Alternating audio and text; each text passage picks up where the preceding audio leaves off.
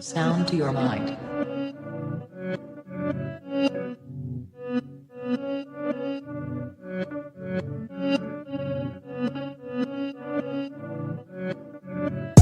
Breathe. I stay quiet as I light on my loud light. Breathe. I balance diet, I'm just trying to get my pounds right. Breathe. I stay quiet as I light on my loud light. Breathe. I balance diet, I'm just trying to get my pounds right. Shouts all on my team, I need more than a mattress support in my dreams. Could grab a few Zeds like I'm falling asleep, but I don't wanna wake for the morning grief. Breathe. Tears drop to the formula, see a broke heart but it's worn in my sleeve. Never listened, I was warned in my teens, but I still skipped school, I was taught in the streets. Ring back, don't call for police. Stand tall, don't fall for the beast. Got issues with trust, so I'm born to believe. We've been a victim of love and now we're caught in it deep. Breathe. Yes, people, what's happening? And welcome back to Gav Goes In. And you know what? I've seen some mad news today. You know, Alexandre Pato buying a stake in, out of all teams, Northampton Town. So, listen, Pato was a bad boy for AC. Obviously, ended up at Chelsea as well. But, yeah, buying stake in Northampton. Yeah, I don't know what's going on there, man. Man's had a bad week or a bad month. I don't know. But that's crazy. But yeah, no, other than that, you know, Arsenal getting listen, Vinicius Jr., boy, and as Crawley Eagle has said, I'm so relieved Vinny made the right decision. Listen, what did you expect? Did you really think Vinicius Jr. was going to end up at Arsenal? Come on, man. Saka's on 300 grand a week, and you really think Vinicius Jr. wants to go and play next to Martinelli? Do me a favor, man. Come on. But listen, we are back for the all-time 11. You know, big up to everyone coming through yesterday as well, and today as well with the earlier stream. And this Lyon one, you know, I think this Lyon team's gonna be interesting. You know, I've already got my one of my players in there automatically. You know, I haven't put him down yet, but listen, would he happen to be a striker, Gav? Bro, listen, I ain't saying nothing because that's giving it away, yeah. But no. If it is, I'm saying let's do something unprecedented. Let's just put him in now before we even get the formation. All right, cool. I'm good with that. Yeah. So let's put him in. Let's put him in. Kareem the Dream. Yeah. Yeah. Cool. Let's not play about formation we're going with. We already know he's in the team no matter what. In it, like there's no point in even wasting time there. I hear it. I like that. So listen, this team I think is gonna be probably challenging the Monaco team from yesterday, innit? So yeah, I think it's gonna be a decent team. This one's actually got a very good chance of rivaling PSG, man. For man. Yeah. I mean, I got my list there, but I haven't been through it yet because I got it's on my phone, innit? But I'm gonna have a look at some of the names. But as I said, bro, man, it's gonna be a good one. How you been doing it? Anyway, you been good? Yeah, man. Same old same. Just getting by in it. What about yourself? Yeah, man. All good, man. I say, yes, I miss my car, man. I can't even lie, man. No car. It's just it's killing me, man. Like I've done some serious miles of walking today, man, and yeah, it's been a bit of a headache, man. But let's hope I get the car back very soon, man. But apart from that, yeah, man, all good. And as I said, I see some news this morning, man, about Benjamin Sesko, interest in Barca, Tottenham, and Bayern Munich. But I think we can all say he's not going to go to any of them clubs, innit? I don't think United sell him, so. Yeah, man. But no, apart from that, man, just same old, man. And I said this all-time 11 team with Lyon. I think, yeah, it's gonna give PSG a run for their money, man. But I don't know if it's gonna beat PSG, man. I think that PSG team that we done is quite strong in it. But let's see in it. Guys, anyone that's got any questions about any transfers, etc., keep putting that in the chat. But we'll get to that afterwards once we've got obviously our team sorted out. Fitz, what formation, bro, you thinking? Obviously Benzema's in there already. What are you thinking? So I'm thinking, to be fair, there's a bag of tens. There's a fucking bag of tens. Yeah. So I'm thinking only one striker. I think we've got to have at least two tens and wingers. So what's this gonna work out at? Mm, So two one tens. centre mid. So what 4-1-4-1 essentially. 4-1. Okay. Yeah. 4-1-4-1. Yeah, yeah. I think All that's right. that's accommodate more bad boys in the mid. Yeah, yeah. Because to be fair, they've got a lot of midfield talent, man. So And yeah, I'm especially in happy with the that. 10. 4-1-4-1. Let's get that formation done. And guys, for those of you that have just joined, yeah, we've already got Karim Benzema in there because I don't care what formation, I don't care who it is, Karim the Dream's in there. So just letting you guys know that straight away, innit? First time ever that as well. Not Yeah, even man. I think ain't got that treatment. with someone like Karim, man, yeah, it has to be that, innit? Yeah. Big up to Babs One Diva and big up to Foxy Danny as well for coming through. And guys, help us sort out what players you think as well should go into this all-time Lyon 11. You know, obviously done Monaco yesterday. So yeah, let's see if this Lyon team can better them and compete with PSG. So we're going with a 4-1-4-1. Let's go on to the keepers. So on my list already with the keepers. So I mean, there's three keepers, but I think we're both gonna agree that it's probably a clear winner. You know, but Anthony Lopez, Gregory Coupe, you know, Coupe was decent. I think he was a French international as well. But I think just like when we're picking the all-time France 11, and I think the goalkeeper that we chose was Hugo Lloris, and I can see where Fitz is going to agree with the same thing as well, bro. Who do you think Yeah, keeper Lloris as well? Yeah, yeah, it's gotta be. It's gotta be. I yeah, only wrote Luis down, I didn't bother. Obviously, Coupe, decent keeper, but nah, he's not. yeah, When you've got a key, it's one of them in it. When you've got someone of that level, you already yeah, know it's gotta be in it. So yeah. I think Hugo Lloris for me, man. When he was first coming through, actually, yeah, I always looked at him as like I always said to myself, "Oh, who's this keeper?" Because I remember when he first, so I believe before he was at Lyon, he was at he was at Nice, I think. I think he came from Nice and then went to Lyon, and then from Lyon he went to Tottenham. And I was looked at him from when he was at Nice. I thought, oh, who's this striker? Who's this goalkeeper? And then when he got the move to Lyon, I think at the time he was probably regarded as one of the best young keepers in world football. So, and then when he went to Tottenham, I think that was a shock because I didn't really see his career ending up there in it. But to be fair, man, he was massively experienced.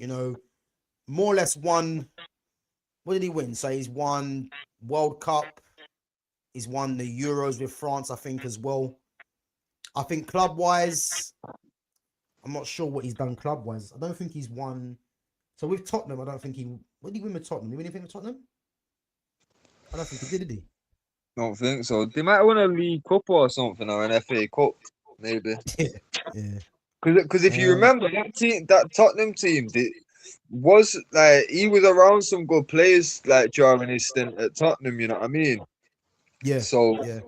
I feel like there was a possibility they won a cup or something, but like I feel like Tottenham they just won a. never like nothing with Tottenham really sticks with me other than the players that they've had. Mm, Like nothing really sticks with me. Like they just don't seem that important in the big scheme of things. You know what I mean? mm, mm, yeah. I swear he's won. Nah, nah. Do you know what? I don't think he won anything with Tottenham. If anyone knows if he did, but yeah, I'm pretty sure he didn't. I think they had that Champions League run where they got all the way to the final, and I think that was as close as it got in it. But in terms of his time at Lyon, yeah, he was good at Lyon, which is what got him the move. But yeah, I don't think Coupe or Anthony Lopez can argue that it's Lloris, man. So yeah, listen, I think when we come to the keepers, I think it's always it's always quite a straightforward one with a lot of these keepers that we actually do choose, isn't it? All right, let's move on to fullback. Let's go to right back first and foremost. Yeah. Now, I think this could be one. Yeah. This could actually be one where I reckon we're gonna think different on this, and I think I'm looking at the three names that I've got on here. It's not really three great names. Let's be honest. I think one is still up and coming, and the other two, in my opinion, were just basic, just decent right backs. Yeah. But I've got on the list, I've got Anthony Reveille, if you remember him. Yeah. I've got Francois Clerc, and I've got Malo Gusto. Now, you slapped because there's a little Brazilian, I think. Oh, Cecinio. Nah, bro. One sec. No? Brazilian right back? No way. Big up, my guy, man. Big up yourself. Yeah, bro. A little Brazilian right back. Yeah, the twin. Oh, I know. Rafael da Silva. You know what? I forgot about Rafael. What, you think Rafael has a chance to get in this? Over any of the others and Gusto. I think Gusto doesn't get in because Gusto wasn't there long enough. Yeah.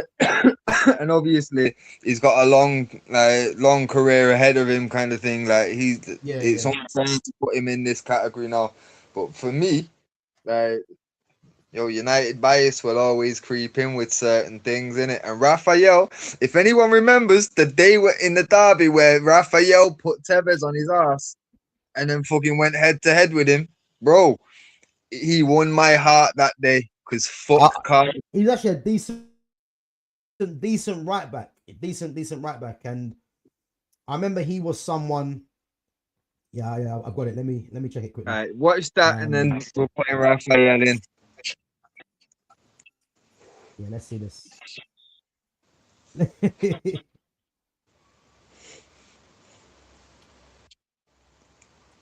know what? Rafael bottled it, man. He only started trying to get hyped up when the ref got involved, man. Nah, the ref got involved and he started wanting it. Nah, Fitz, listen. I see through all them kiddie games, man. Nah, he didn't want it with Tevez. Tevez was ready, yeah. And then Rafael started hyping when the ref got in the middle, man. Bro, Rafael did not back away, and then once he snapped, I watch again. Watch it pull it all the way back, yeah. It was Rafael that stepped in first, and Tevez got up. My man didn't flinch, didn't back away, nothing. Okay, arms up. Yeah, you know what? Yeah, it's difficult, yeah, because as soon as Rafael showed that he wanted it, yeah, the ref do you know what? I take it back. Yeah. He did step forward before the ref got there, but Tevez was already okay. Let's come back to it. Okay, yeah, I'm seeing the full thing.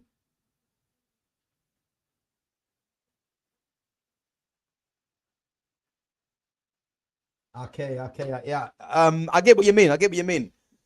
It looked like Rafael looked fired up, but I don't know, man. I think Tevez wouldn't aim for breakfast, man. I'll be honest. And to be fair, bro, like that it's the 30-second clip. Like I remember, I remember the context in it. Like obviously, you've got to remember the context of the clips in it. And I remember the context. Like my mum was going for it, and like I say, the challenge that had Tevez on the floor, why he's actually fucking stepping to him in the first place. Like, bro, my man did Tevez dirty and then stood there like what? Bro, yeah. To be fair, the first bit I saw, Tevez was walking and then Rafael went towards, but the ref got involved. And the second bit I just see, Rafael looked like he wanted it, but wanting it and then doing something about it is a different story, man. So no, right, I hear it. It's not quite Zidane's headbutt, but I said, like fucking hell, like from that, because obviously I've made it clear how much I can't stand Tevez. You know what I mean? Like I'll never forgive the fact that the sign. Like so when you leave Old Trafford, and you're going towards like the area of Old Trafford, Because like, if you come out of Old Trafford, you can go towards Salford, Stretford, towards Chilton, or towards Old Trafford, depending which northwest, east, south, innit?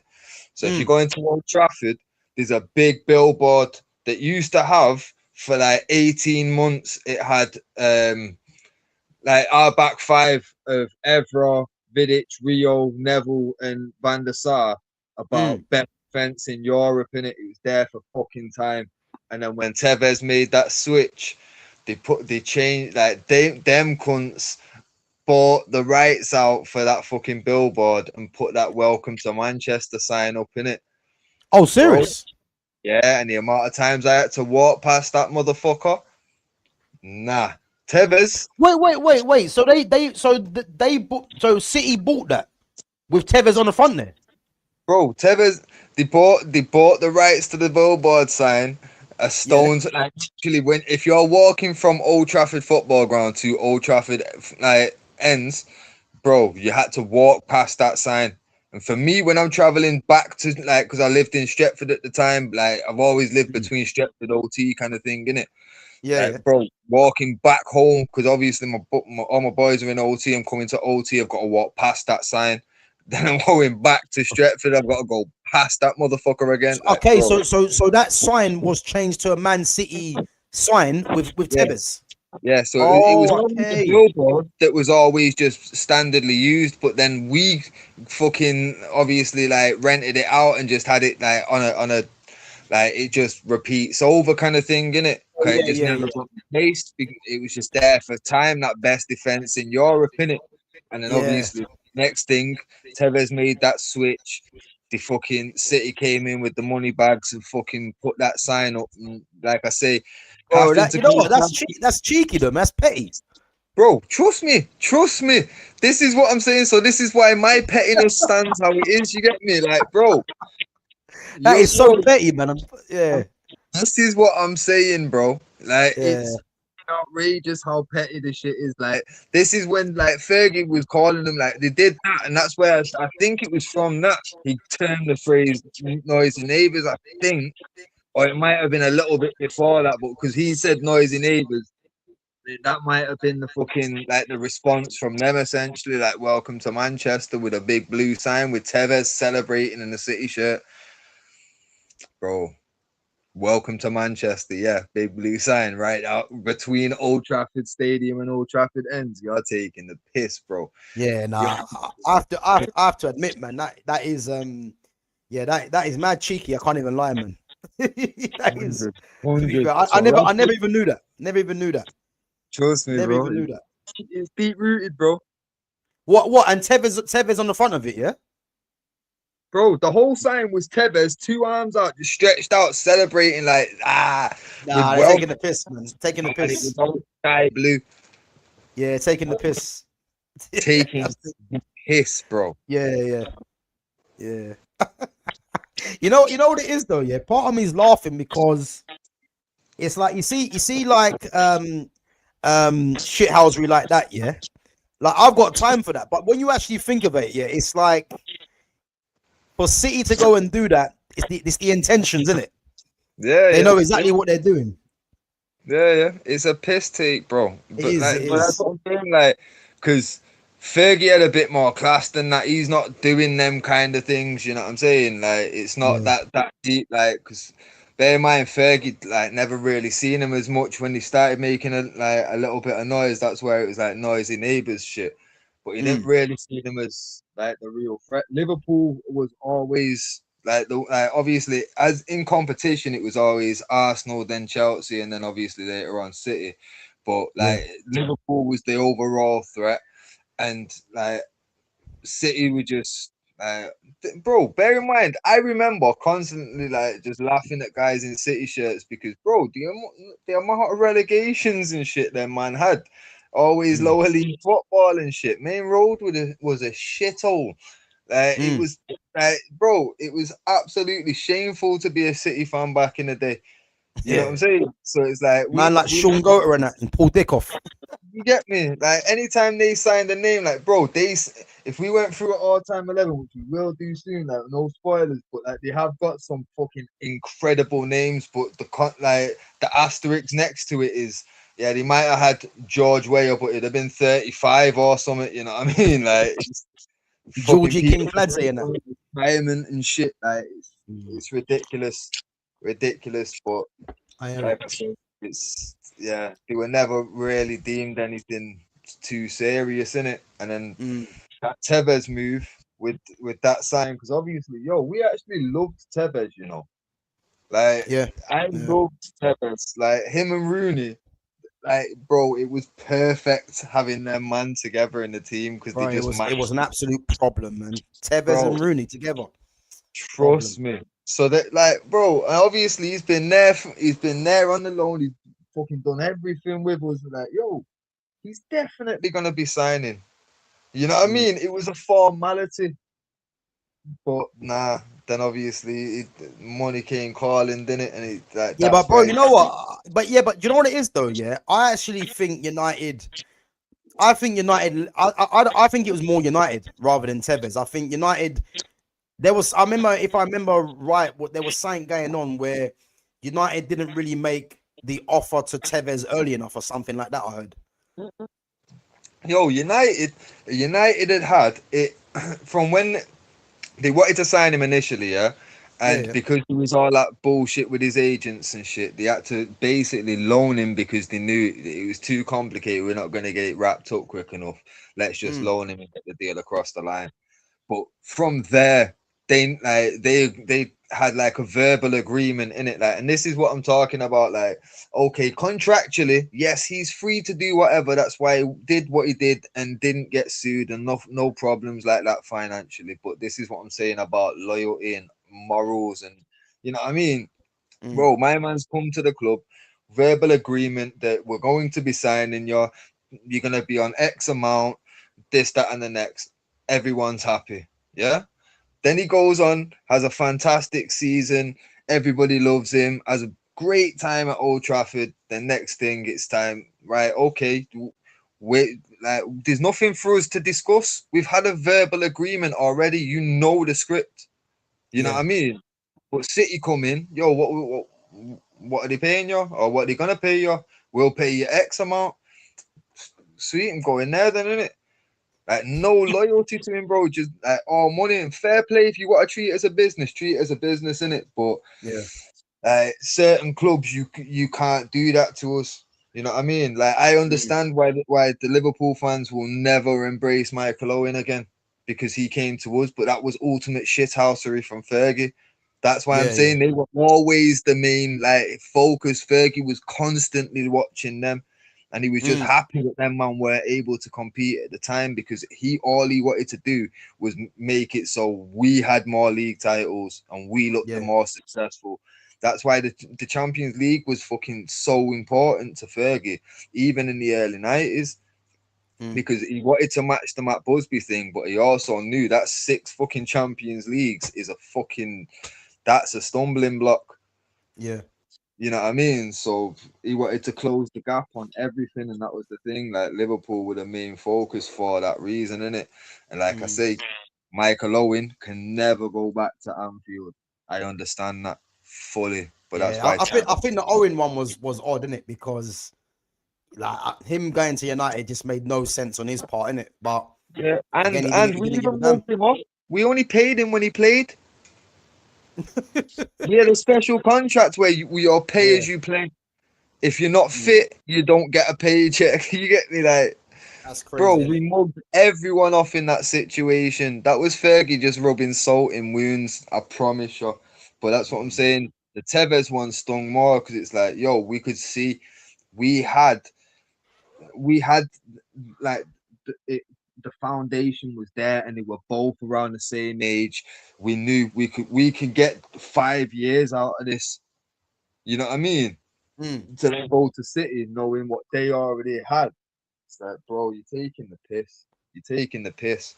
Not only did it weaken us, it strengthened them. You know what I mean? But dramatically strengthened them. And now they've got their own Rooney. You know what I'm saying? Yeah, literally. Bro, it was fucking, bro. But that's what I'm saying. That's why Raphael, for me, Yeah. that thing, like I say, I remember that game. Like, if you can, watch highlights of that entire game because Raphael fucking absolutely was all over Tevez the whole time. Like, he You just, know what? I can't actually remember the game. That's the problem. bro, I can't remember the year or nothing, but I'll Yeah. fucking find out all the details and I'll find you a decent highlight clip of the game in it. Cause yo, Okay. Raphael was at him all game, bro. Like, And you know the thing as well, it's Brazil versus Argentina as well. yeah, bro, and that's what I'm So saying. it's Like, crazy. Raphael, obviously, like he knew how United fans felt about Tevez. He Yeah. obviously had that like fucking long seated fucking kind of historical reason for it. So yeah, he was just Mm, up for it that day, bro. Like, mm. and to be fair, you already know as well, Fergie would have been fuming about it. So he definitely earned some brownie points with Fergie that day. Yeah. I fell 100. in love with him that day, so I know Fergie was looking at him like, "You're my new Probably son." prolong his career, innit? Really? Yeah, bro, guaranteed. Yeah. He definitely kept Fabio at the club longer. Anyway, I promise you that. Yeah, you're not wrong. You're not wrong. Nah, listen, I think based on that, then, man, listen, Raphael, he's earned his stripes, man, to get in. You know, as I said, I don't think there's a standout right back for Leon anyway. You know, Revier, Clerk were good servants. Gusto was a young gun. But listen, Raphael, man, he might just have to get in there because of his the way that he tried to treat Severs there. He wasn't having it, you know. Even though I do think the referee did step in at a certain time, but listen, I'm willing to overlook that. So yeah, let's move on. Let's move on. Now, left back here. I remember yesterday's stream, yeah, I said there's a certain player, yeah, that just ends up getting in for every team. Yeah. Every team And is it's gonna be the available. same case here. Yeah. Yeah. Now, big up to Furlan Mendy, obviously at Real Madrid right now. And if you remember, ex-Liverpool left back Ali Sissoko. And again, Sissoko was a decent player, and he got that move to Liverpool off the back of his form for Lyon. But I think we can all agree, yeah, this is one of the most underrated centre backs, left backs of all time. And so far, he's gotten into every team that we've done. And that's none other than Eric Abidal. He's got Eric Abidal, yeah, has got into France's all-time team. He got into Barcelona's team. He's got into Monaco's team yesterday, and he gets into Lyon. And I think what that tells you, yeah, just how good he is. You know, and he's probably a player, yeah, that a lot of fans probably, again, don't really know who he is too tough, especially if you're from the recent generation. But again, man, the fact that he's got into 4 different teams just shows you how good he was, and he was definitely regarded as one of the best left backs, you know, in his era. And the guy was actually a centre back, funny enough. So just shows you how good he is, man. So Raphael and Abidal was as the 2 fullbacks, which means that we go on to centre backs. Now, at centre back, yeah, I've got 6 names. I think one of them for me gets in, and I think the others, it's a lottery, I would say.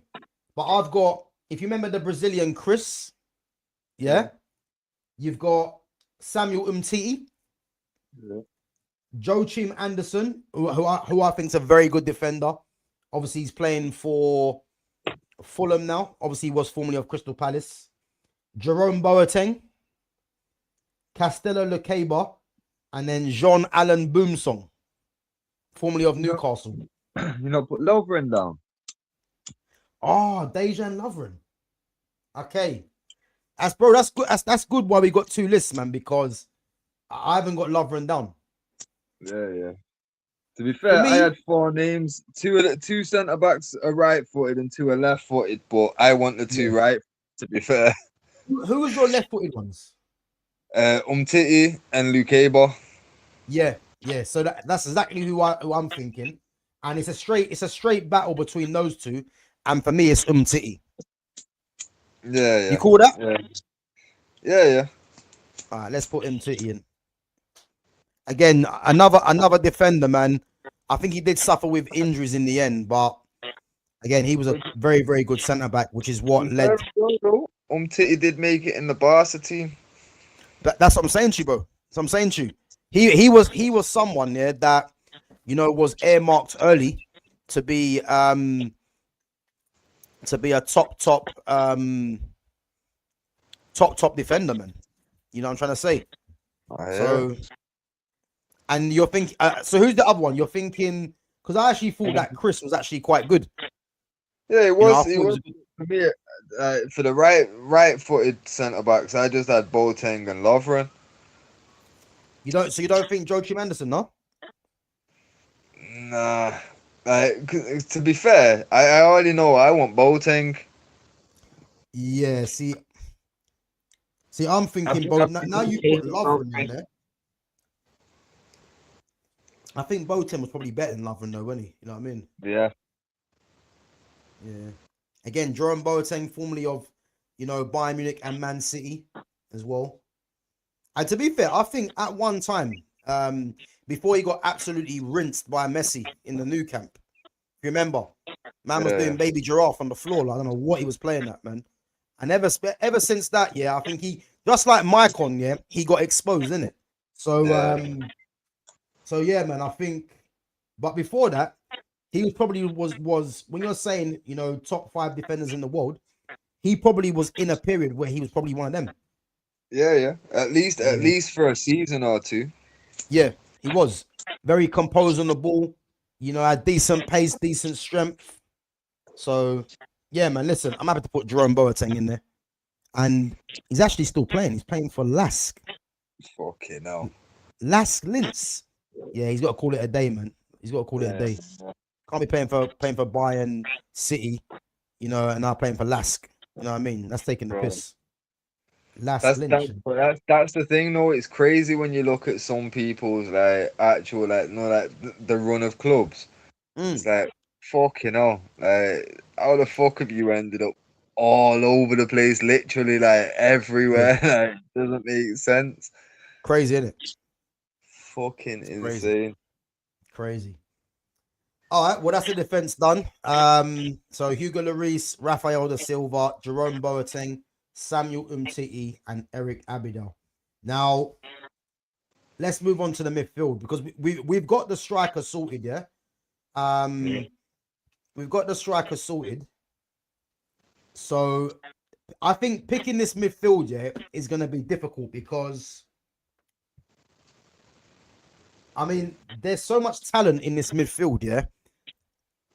And I would probably say, and again, the wingers as well. Yeah. But I'd probably say, let's start off with let's start off with the 1 DM. Yeah. So who can get in that position? Yeah. So if we're looking at the 1 DM. Okay. Well. And the ones that I'm looking at, yeah? You think I've got down in it? What, you got 2 names, yeah? I've only got 2 names for that centre mid position. Yeah, and I think I know who the 2 are, yeah? Right. I reckon one of them's Miralem Pjanic. No. Okay. No. Juninho Pernambucano. Yeah, I've got him as a 10. As a 10? Okay. Yeah. He ain't my 10. What, you've got 1 DM? Now, well, I've got two written down on this page that'll be like centre mids in it. Oh, okay. So, Usam Awa. Nah. Bruno Guimaraes. Yeah, one of them. Tanguy and Ndombele. Nah. Is that all your names? No. So I've got Juninho Pernambucano, Jeremy Tulalon, Miralem Pjanic, Corentin Tolisso. And these are centre mids and attacking midfielders, by the way. Cherki Paqueta, Husam Awa, Bruno Guimaraes, Tanguy and Ndombele, Nabil Fekir, Johan Gorkuf, Clement Grenier. No, Nemanja Matic. Oh, shit. You know what, though, yeah? You know what I would say? Go on. For that position there, you've put Matic in there, yeah? But I've realistically got two players. One of them you said already, Bruno Guimaraes. The other one's Miralem Pjanic for me. Yeah. To be fair, And you know why I'm saying Pjanic, yeah? Because I'm looking at Pjanic as someone similar to like a Pirlo. Yeah. Because if you remember, Pjanic was a number 10 that dropped back as well. Yeah. So that's how I'm choosing to look at it, you know. But your two names are Bruno Guimaraes and who's the other one? Nemanja Matic. Matic. But Pjanic is I must have missed him because he would have been put down otherwise. I know for a fact. Pjanic was sick, man. So I'm okay. I'm okay to have him in as that. That's the three for me, innit? Yeah. Because the reason I'm saying Pjanic is because if you're looking at that lone DM, it's like obviously Matic was that sort of player, innit? Yeah. And Bruno Guimaraes as well is another one. But do you think Bruno Guimaraes can get into the 10 ahead of anyone else? Sorry, because I'm not looking at him as getting into the 10s, yeah. But what I'm trying to say is there any way he gets into the team anywhere else? No. Okay, so that rules him out. Yeah. Cause for me, like the tens, because obviously we normally do the midfield and the tens together, and I know you've mentioned Cherky and Paqueta. Did you not mention Gorkoif? Johan Gorkouf, yeah. Yeah. What about Viltard? Sylvain Viltard? Yeah, man. Nah, I ain't got him in, man. I thought it'd be worth a shout at least, innit? And obviously I've got Janine, but I think. Again, I would have had Wiltord as a winger anyway. Yeah. No, I hear that. This is difficult. Do you know what? It's gonna be a headache because I just seen someone on the striker list here that has to be in there, but Benzema's already there. I'll tell you what. I'm gonna say for the DM. Yeah, my main one is Pjanic for the DM. Right, well, to narrow it down, I'll say for me, it's got to be Pjanic or Matic. It's one of them two. And I'm chat, let us know, chat, yeah? Chat, let us know. Who are you going with? Pjanic or Matic? Let us know. I'm happy to go with either. I think Pjanic is a better footballer for me. Yeah. But let us know in the chat. Who do you reckon deserves to go into that DM spot? Miralem Pjanic or Nemanja Matic? Let's see what the chat thinks.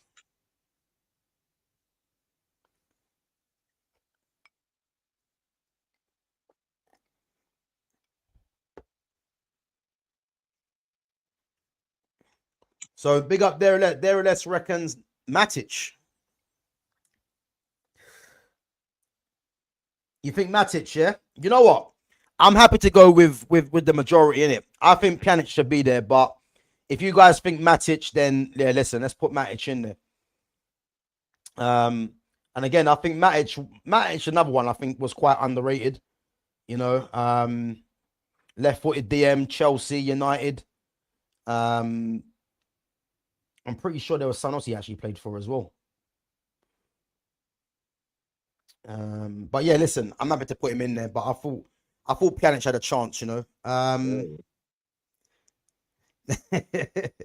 Yeah, big up there, Les. Do you want to do the tens first or the wingers? Yeah, let's get the tens done because I think this one.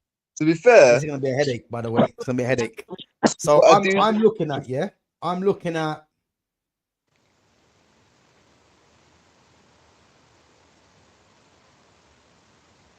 For me, yeah, it's between 5 players for 2 positions. Yeah, I'm looking at Cherky, Paqueta, Husam Awa, Ndombele, Nabil Fekir. No, Gorkov, no. I was thinking Gorkov, but if Gorkov gets in, who comes out? That's the problem. No, that's what I'm saying. No one's in at the sec. No, but It's what I'm just trying to say, the five that I'm looking at, yeah. I yeah, don't yeah, know yeah. who Gorku replaces. All right, fair play, fair play. That's my problem. But, well, for Because me, Gorku can also play on the right hand side as well. yeah. Nah, I'll tell you the truth. For me, fucking the one standout there is obviously the game that we played against Lyon. Like obviously everyone remembers the comeback and that, but let's not forget they had it wrapped up while Turkey was on the pitch. That's why Bro, when he Turkey was walked, taking the piss. He was taking the trust me, piss. trust Yeah, me, and sit watching him in that yeah, fucking match. Yeah, man. I feel like he must have been fucking a because I can't lie in that like I've watched loads of league. You know what I mean? Like yeah. it's not that, you know what I'm saying. But Mm, realistically, fucking just off that match and the impact that he had whilst he was on the pitch, and then as soon as he was off the pitch, that's where the yeah, door opened for us. You know what I mean? yeah, Off that fact alone, I can base the premise that he must have been a fucking absolute star for them. yeah. So I feel like he's got to be in just off his current ability now, and I'm Mm. presuming that he would have been the star there. He must have been. I'm hearing it. Yeah, I think for me the way that I look at it, yeah, and we're talking about three very very good players who are all quite similar in a sense. Yeah, I think um I think in terms of like for like who we're batting against, yeah, for me, Cherky, Paqueta, and Nabil Fekir, all three of them are left-footed, yeah, and they Mhm. all played a similar position for Leon as well in that number 10 position. And if I'm looking at who would I pick as the number one, I would say Ryan Cherky. But again, Paqueta and Fekir were very good. Obviously, Fekir ended up going to Real Betis and Paqueta ended up going to West Ham. But for me, I think Cherky's for me one of the most talented players I've seen, bro. I think if you haven't seen, there's a clip, a training clip, yeah, of Cherky. I think it might have been for France. If you haven't seen it, bro, you need to get your eyes on it, yeah. This guy, in terms of his technique, yeah, of both feet, it doesn't make any sense. He is so comfortable with both feet, yeah, striking the ball. And the thing is, they're striking the ball and it's hitting corners, yeah. This guy's hitting corners like it's just easy. Like it makes no sense. It's just the guys are so talented, like half volleys, dead ball. Like the guy's just too good. And I think if we're gonna pick out of them three, for me, he definitely gets in. And that means it's either gonna be I Husam think Awa or Ndombele for me. I'll tell you the truth. Like out, like Yeah, for me, I don't mind having, like, for example, a Cherky and Paqueta. Like, I don't mind doing that. But for me, out of the entire five, even six, if you want to throw Gorkoif in there, like, for yeah, me, Cherky's the guy that he's in, like, he's the standout, like, out of all yeah. names, not even just amongst the three that play Mm. similar style to him. Bro, For how me, how how we didn't sign Cherky, yeah, is actually a disgrace to football, really, because trust, when we have to watch trust. time and time again, Mason Mount wearing number 7 on his back on 250, and United couldn't get a 30 cent meal together for Cherky. It's like, yeah, fuck, yeah, fuck knows, man. What We was were what this linked guy's with him. playing at? He was always linked with him as well first. It was, yeah, it was. You know, Fucking absolute piss take. it is, man. I'm telling you, I cannot believe it. And to think that City got him for like 30 odd million, yeah. And again, this guy's still young. You know, he's still young, and he's not. It's his first season, and look what he done in his first season. You know, he can only get better. So he gets in there, yeah. The other position, I'm looking at Ndombele or Husam Awa. Again, Husam Awa is another one. You know, he was linked to Man United. He was linked to Arsenal as well. And Husam Awa was a very, very good player. But for one reason or not, his career didn't really go the way that it should have. You know, and again, in terms of natural talent, yeah, Tanguy on Ndombele was an absolute joke. I remember there was an interview. I think it might have been with Harry Kane. I think it was, and I think they asked Harry Kane when he was at Tottenham, who's the something about who's the best player in training or who's the most talented, and Harry Kane was just saying Tanguy and Ndombele. No, sorry, it was Gareth Bale. My bad, Gareth Bale. They asked Gareth Bale. I remember watching the interview saying something about who's the most talented or who's outrageous in training, and Gareth Bale was just waxing lyrical about Ndombele, saying some of the things Ndombele was doing. Bale was saying he'd never seen it before, and Bale was saying like obviously he's been at Madrid, he's been at well he's only Madrid really, and obviously he's at Tottenham with some other talented players as well. But he said what he saw Ndombele doing in training, it's like he had never seen anything like that before. Like what Ndombele was flicking it over people's heads, just nutsing people when it weren't on, And again, you can even see in the games, like how good Ndombele was. But what worked against Ndombele was the same old thing of he's not running, and him playing in England, he's never going to be given the respect he deserves. You know what I'm trying to say? Because if you're skillful, this country don't rate it. You know what I'm trying to say? Because they rate runners, as we already know, innit? But I think he's worth a mention, man, because again, he got the move to Tottenham from the Lyon thing. He was obviously a French international as well.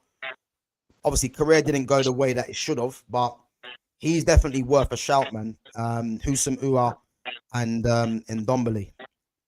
But who's your number one to partner Turkey in that 10? And I'm happy to go with either. I just think it's worth a mention. I'll probably go with them. Ndombele. Ndombele, yeah? Yeah. And again, I think Ndombele, I'll tell you what it is, yeah? I think a lot of people that don't rate Ndombele, it's probably because of his time at Tottenham. But just watching him come through when he was playing for Lyon, like this guy was ridiculous, man. Like he was that good. And I think it's important to not just look at because it never happened for him for Tottenham to just write him off. You know what I mean? Because there's always certain reasons why certain players' careers don't go the way that it should have, innit? And I think his one was another one. But in terms of natural talent, like he's equal to Ryan Cherky. Like then, and Ndombele was that good, So you happy to put him in or what? Yeah, man. Yeah. All right. So let's put Ndombele in there. And again, Ndombele played in the midfield too. He's playing for Nice at the moment. He played in the midfield too when he was at Lyon, and obviously you could see he's probably a bit more better suited to playing further forward with his ability, innit? So yeah, that's the team so far, guys. We've got 2 positions left. Now, I think for the wingers that we've got on here, because it's whether we play a winger and a forward. I've got another player in mind that can play on that left-hand side, but it's good to go through the wingers. So I've got Hatem Ben Arfa, Florent Malouda, Sidney Govou, Maxwell Cornet, Michel Bastos, Cesar Delgado for the right-hand side. Who are you looking at, Fitz? I'm not gonna lie, bro. Govou was the guy. Oh, don't do this to me. I knew you were gonna go with Govou, I knew it. I knew it. You know what it was? You remember how overpowered he was with pace on fucking Pez, innit? Bro, he was ridiculous. Bro, I know you're thinking, yeah, because I knew you would go with Govou. I knew it. Bro, he was so fast, bro. I don't care. And bro, is it like I'm not gonna lie, my man, like he could take guys on. Is like control of the ball and that like on point. I can't lie, and largely based off fucking what he was capable of on Pez. But when I did see him in real life, like bro, he kind of lived up to the like what I saw of him. Like he was fast, You know what I'm saying? And I didn't often see him lose the ball. Normally, he was getting a shot off or a cross. You know what Yeah. I'm saying? So yeah, like The thing is, Govu, yeah, was direct. He wasn't my sort of winger come forward that I like to watch, innit? yeah, I'm not saying he was shit, but he was someone that I didn't enjoy watching because he's just not my type of wide player, yeah. The ones who I was looking at for me on that right hand side was between two players. When I talk about natural talent, yeah, Ben another one, Arthur, Hatem innit? Ben Arfa. Yeah, Ben yeah, Arfa is a bro. Ben Arfa was a joke, man. If you remember him at Newcastle, absolute yeah. joke, bro. Ben Arfa and Cherky in one team, No, I just hear it. interchanging. I hear it. I hear it. But that's what I'm saying, though. Like, Yeah, I suppose because the other obviously, one was Michel Bastos as well. fair play. He was Nah, a nah, problem. nah. For me, Mm. it probably it like thinking about it because obviously, I'm thinking, yeah, like he's one of them streets won't forget type ballers, in it. Like Yeah, yeah, everyone that watched him knows, in it. yeah. But obviously, like it's hard not to when you think of a name from back then. It's hard not to think of the whole career kind of thing, innit? But to be Mm. fair, now that I'm thinking on it, what he went from here to Newcastle, innit? So no, Or was it Newcastle to no, Lyon? he went from New. I think he ended up at Lyon after Newcastle, Let me just double check what if I order remember right. to dictate Because he was at I think he was at Marseille as well. But one of the most talented players, man, of his generation. And again, he's another one that it happens to a lot of them kind of players, man. They don't fulfill the potential. Very much like Adel Taarabt as well. Oh, no, bro. He was there first. He was at Lyon, Oh, was 04 he? to 2008, and then he was at Newcastle 10 to 15. Okay. So with that in mind, Yeah. that was when Ben Arthur was Ben Arthur. You know what I'm saying? Yeah. Because it would have been like round about the Hull times, in it, Lone or Hull. So, but like a season before that, like the decline started or the fall off happened, didn't it? Cause then Mm. like in the clubs, like fucking Hull, Nice. Then he gets a little move to PSG. Then it's Rennes, Real Valladolid, or however the fuck you Oh, pronounce it. Real Valladolid, yeah. Yeah, but, like it's all like smaller clubs at that point, in it. Like you Yeah. can see where the decline is. But yeah, Mm. like this, like Leon was his first senior club, so that's like essentially like this is peak Ben Arthur, in it. Okay. Okay. So I mean, to be fair, I'm happy to go with. I just think that like I was a massive fan of Ben Arfa. I know he didn't really have the career that he should have, but yeah, I'm a big fan. But if you think Govu deserves a shout, I think Bastos does as well. But if you're thinking Govu, then again, I'm happy to go with that. But I just think Ben Arfa does deserve a shout, man, because he was an absolute yeah. bad boy, man. No, to be fair, I'm Yeah. willing to put it to a vote, like Golvu or Ben Arthur, and let the chat call that one still. Cause like I say, I'm happy for Yeah. Golvu because like Golvu was rapid, but Yeah. obviously Ben Arthur, like I say, up to the Newcastle move, Mm. like that was Ben Arthur, in it. So Yeah. like realistically, it's not like we're looking at the decline, or you know what I mean. We're looking at like, yeah, this is young Ben Arthur when he's got a point to prove. Like that's a shout still. I can't lie. Yeah. Like it's him and Cherky in the same team, Ah, he's a bad boy, man. Bad bro. boy. Big up to Leon Cutter says, I hope you're both well. Yeah, big up yourself, Leon. Big up. Blast from the past. Hope you're well too. Um, yeah, man. So what are you saying then? You reckon yeah, I think Ben Arthur, you know what I mean? Let's see Well, what the chat thinks. Chat, let us know, yeah. Hatem Ben Arthur or Sydney Govey. Don't let me down. You know, bear in but mind, yeah, this is a you know what? young Michelle Ben Bastos Arthur. deserves one as well, man, because he Huh? was good. Michelle Bastos, I think, was good. Yeah. But to be fair, fucking we've got to narrow shit down, in it. We've Yeah. got to get down, and realistically, for me, Mm. I would. if we're doing the whole who do you take over who, Ben Arthur Goldview's the more difficult one to decide. I think the other two, Ben Arthur, I choose Ben Arthur over Bastos, and realistically, Yeah. probably. Do you know what though? Yeah, I like Bastos, man. Bastos was actually very good. You know, he was actually a left winger, but I remember him because he was in the same team as who was he there with? I believe Bastos was there when I think Bastos might have been there with Sidney Govil, actually, funny enough. I think he might have been that same sort of era. Yeah, chat, let us know, yeah. Sidney Govil or Hatem Ben Arfa.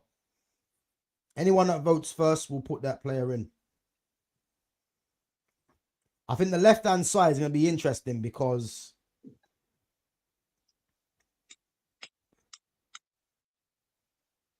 I think on the left, you're gonna want to go with someone more recent, and I'm gonna want to go with a blast from the past.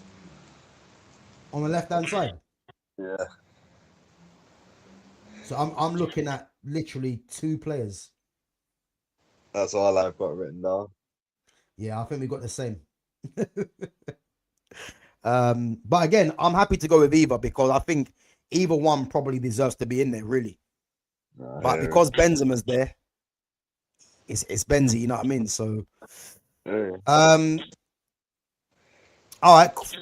Should we just put Ben Arthur in then? Yeah. Yeah, go on, because it's a young Ben Arthur, so it's. I can't even lie, man. That team's looking kind of exciting, man. And you know what? It makes sense that we've got Matic in there as well, because when you got an attacking team like that, you need someone that's disciplined in it and that can just distribute the ball properly, and he's definitely that. Matic.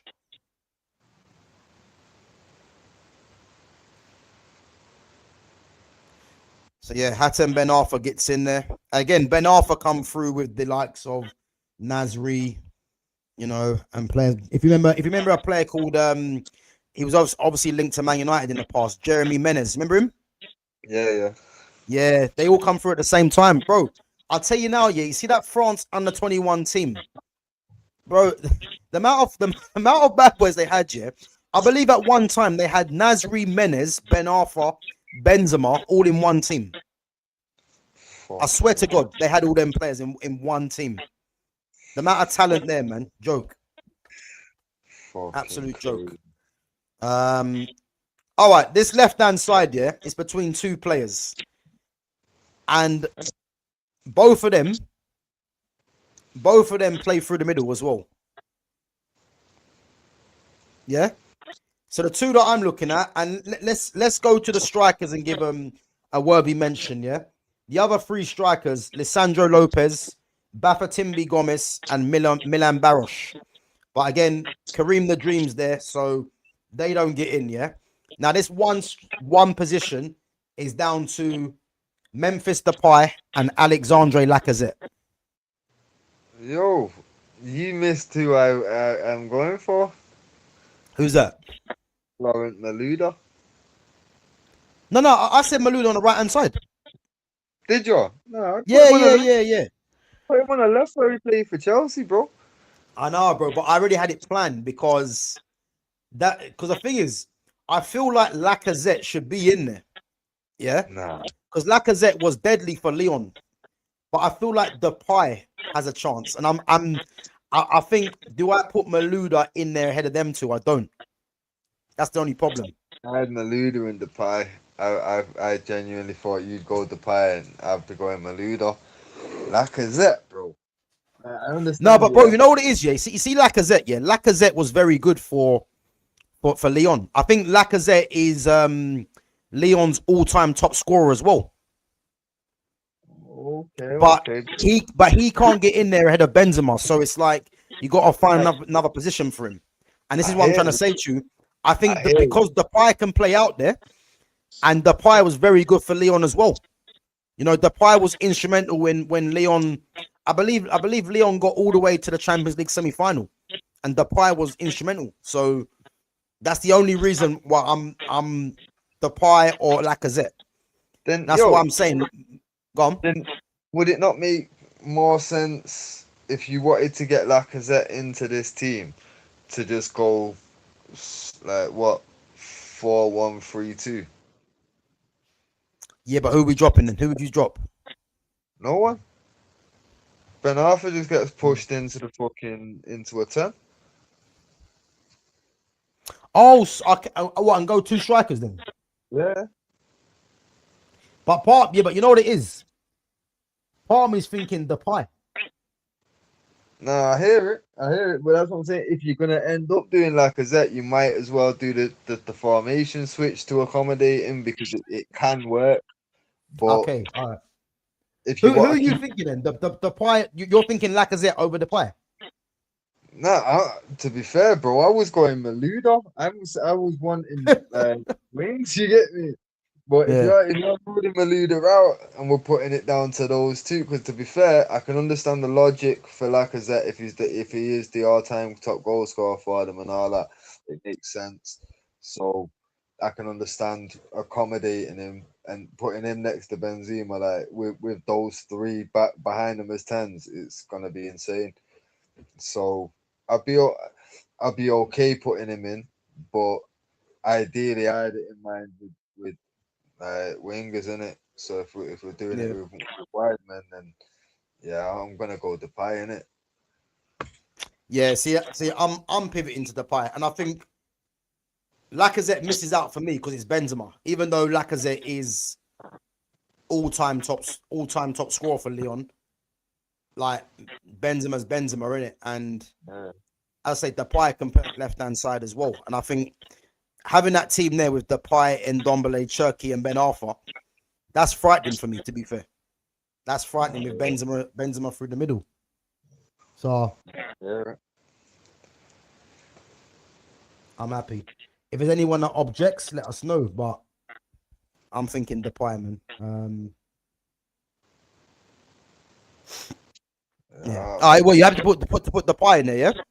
Yeah. I'm happy with either one, but ideally, I'm in it, so that leans me towards Depay in it. Yeah. Where is he? Memphis. Again, I think he's another player that's quite underrated, Depay as well.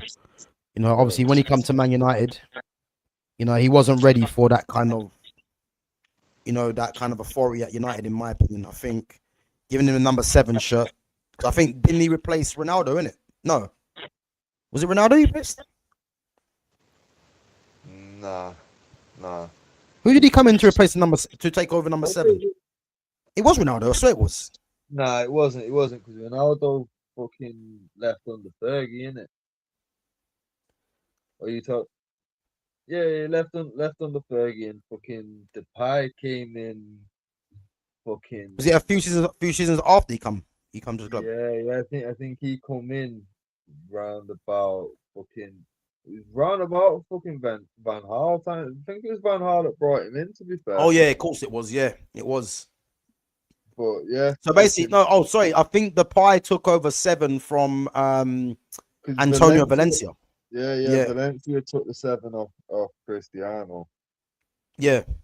Because like he was the replacement, because that was the piss take of it. We sold Cristiano for fucking big money, and then Ferguson got fucking Valencia to replace him. And that's why Ferguson didn't stick around long, innit? That was the right all for Valencia to play right back. Yeah, but nah, bear in mind he did get a fairly nasty injury, and after that he just didn't want to take guys on, did he? Nah.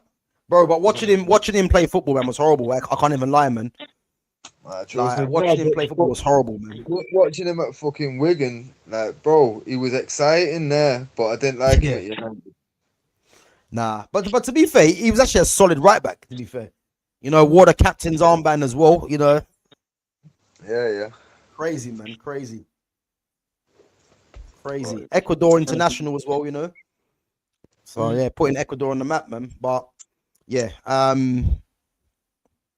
think Depay, man. I think that move for him was probably too early. But you know, I've always rated him. Again, Depay is the all-time top scorer for Holland as well. So You know, and look at who Holland have had: Van Persie, Kluivert, Van Basten, Bergkamp.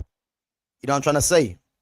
They've had some serious Van Nistelrooy, some serious strikers, man. And Memphis Depay is their all-time top scorer. Who would have thought that?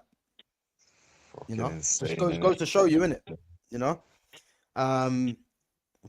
So yeah, listen, guys, that's our team, man. 4-1, 4-1. So Hugo Lloris in goal, Rafael da Silva and Eric Abidal's the fullbacks, Jerome Boateng, Samuel Umtiti centre backs, Nemanja Matic as the DM, Hatem Ben Arfa and Memphis Depay out wide, Cherki and then Ndombele in the 10, and then Kareem the Dream Benzema as the striker, man. And I think, you know what? Let's put this team up against Monaco, and then we can do the PSG one as well, innit? Yeah.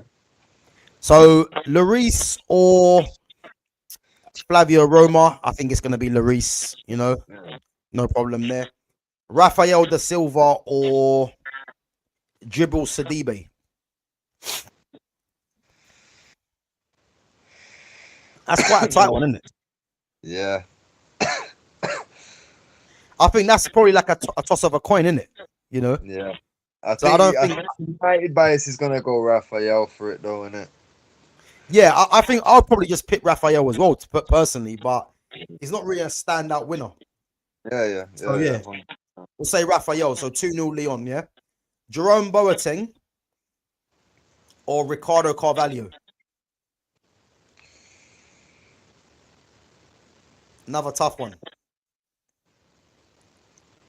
I'm probably going to edge that one to Carvalho, though, because I really did rate Carvalho highly. Yeah. I'm just trying to think. What did Carvalho have over Boateng? That's what I'm trying to think.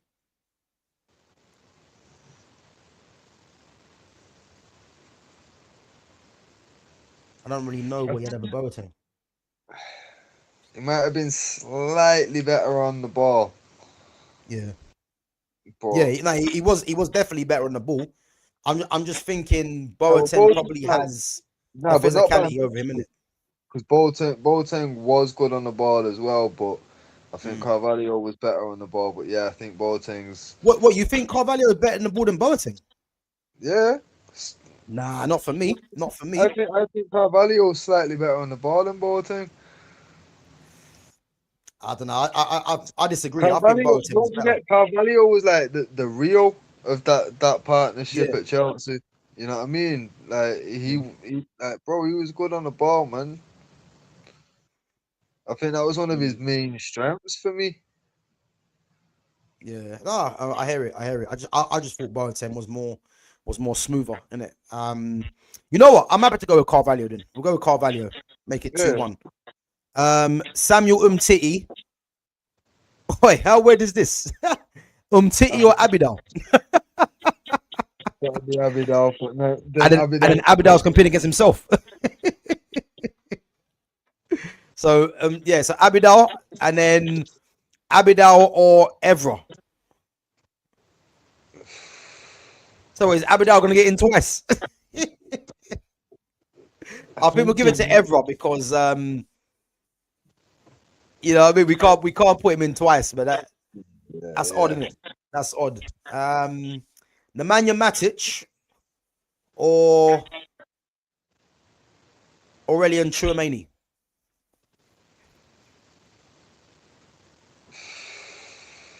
I'm probably gonna go with Matic just because there's a longer period of time to go off. Yeah, more body of work, innit? Yeah. Yeah, I hear it. But do you think Tchouameni could overtake Matic? Yeah. I don't think he like thinking about it, I don't think he's that far away from it. Like maybe 3 seasons. 4 seasons time, like revisit this, and I think he might just about edge it over Matic. I don't think he needs to see his whole career out to be better than him. But like I say, he's not had a bad start at Real Madrid. I feel like if if he's sticking around with Jose going there, I can see them winning a Champions League within 2 seasons.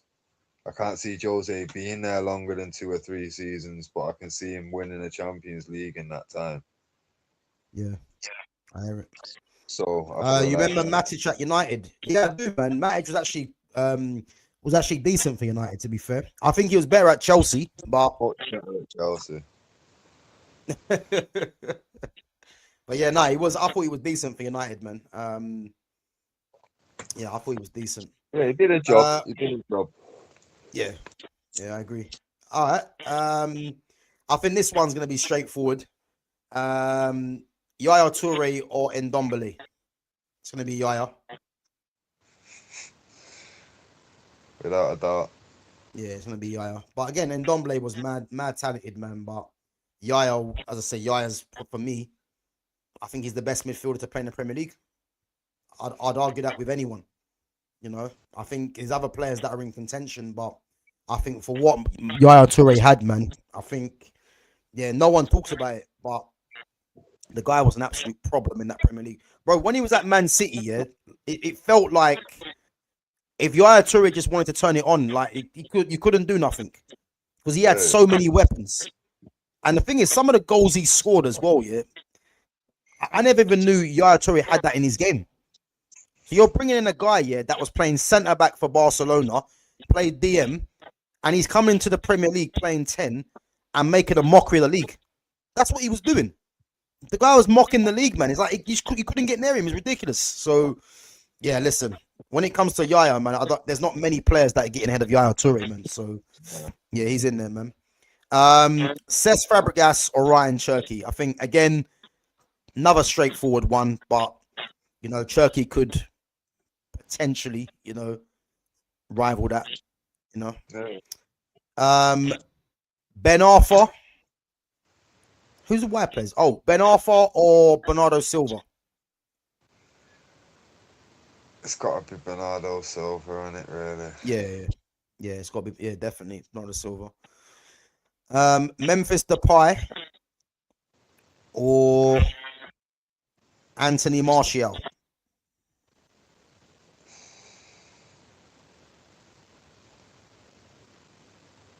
That one's a tight one, but I think I'm gonna give it Martial still. Yeah. Do you know what? Yeah, that is actually a very good comparison, those two, because I think it's neck and neck, really. In terms of the career, I think people will probably look at Depay having a better career, you know. But yeah, me personally, I think Martial, as I said, you guys already know, innit?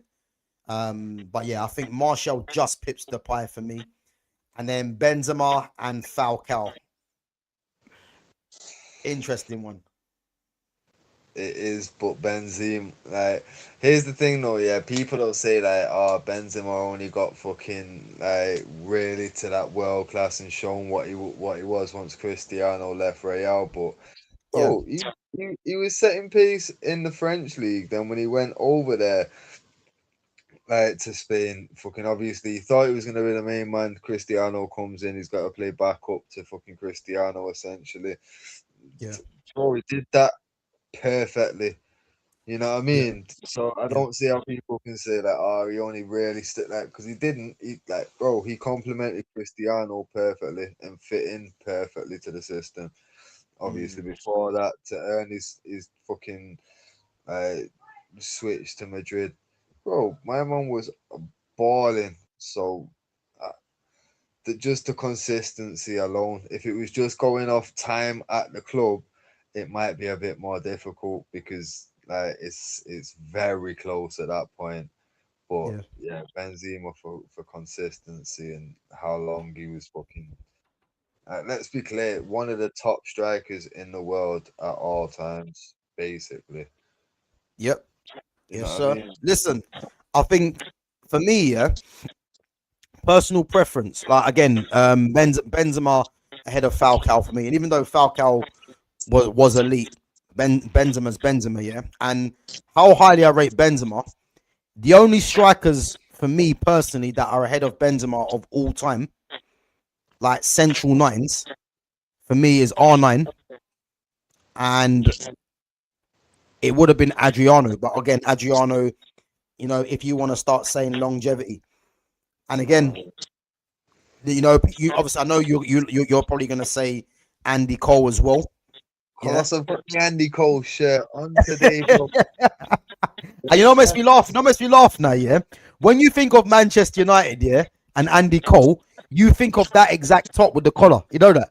Long sleeve and all that. Long sleeve.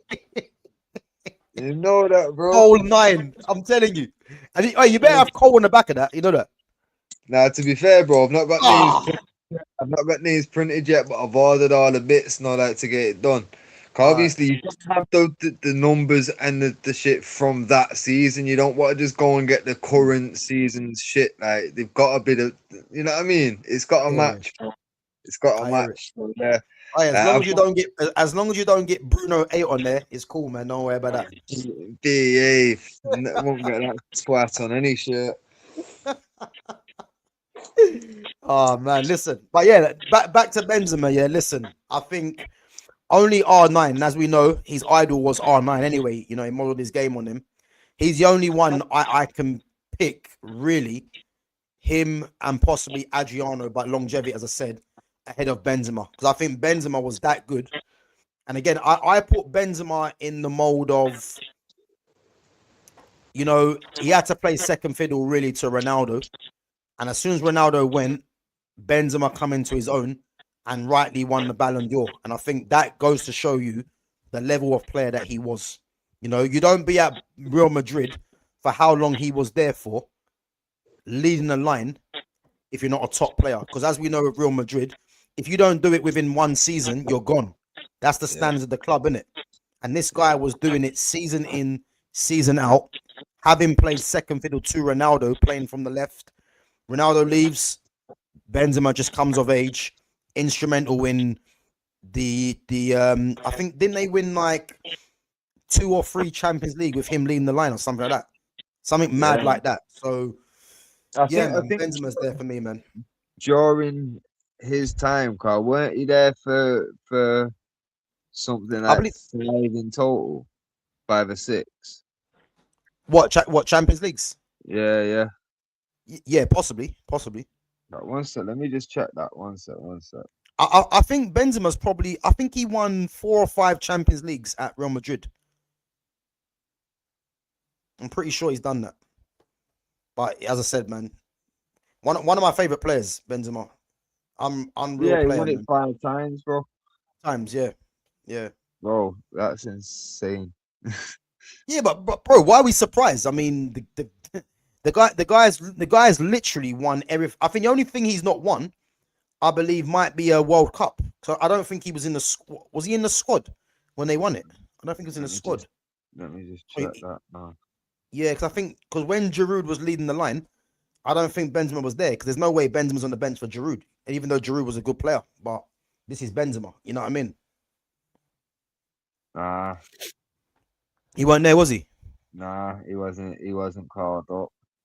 Yeah, I think he's won a thigh Euros. Injury. He had a thigh injury. Yeah, so crazy, he had to he was called up initially, but he had to withdraw in it, so he didn't actually go to the tournament. Yeah, but he was, bro. They had Benzema and Ribery in one lineup. You know, like, it don't make any sense, does it? You know what I mean? That kind of quality in one team. You know what I mean? With Pogba pulling the strings. I mean, it doesn't make any sense, man. But yeah, listen, he was a top player, man, and yeah, I think in terms of the comparison with Lyon and Monaco, I think we've got Benzema. I think we got Matic, 4 in total. Yeah, Benzema, Matic,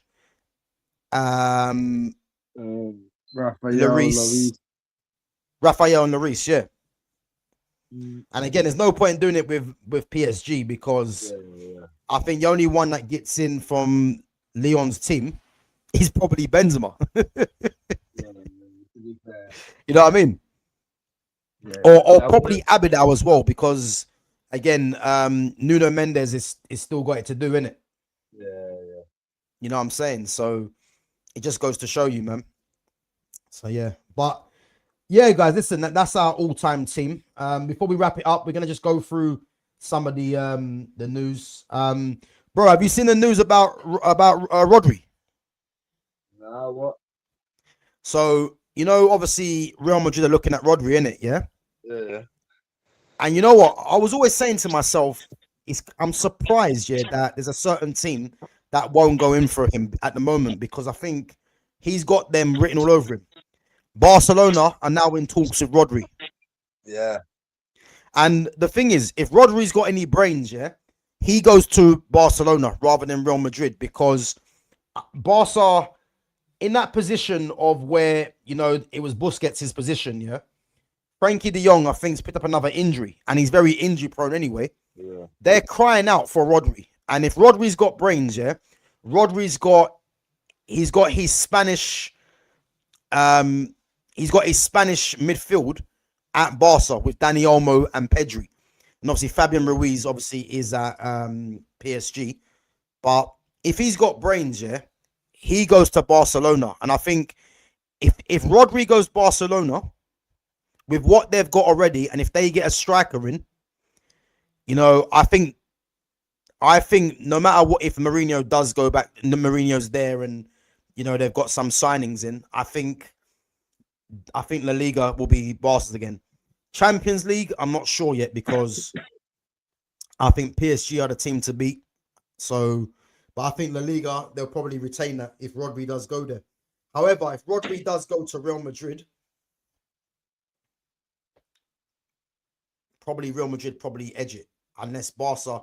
Because Barca, for me, yeah, they need to go and get Rodri and Julian Alvarez. And if they get both of them players, that's them securing Champions League. I mean, yeah, that's them securing the league. And Champions League, they could be in there with PSG for me. I think it's that important. You know?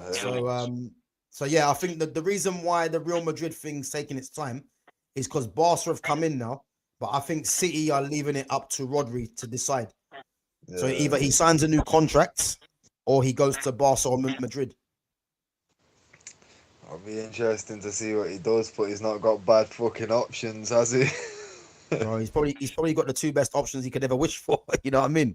Fucking you know, a mega money new contract or going to two of the biggest teams in the world. Like having just won a World Cup, winning the Golden Ball and winning everything there is to win in the game. He's just taking the piss now. You know what I'm trying to say? Just taking the piss. Like the guy's conquered football. Literally. For real.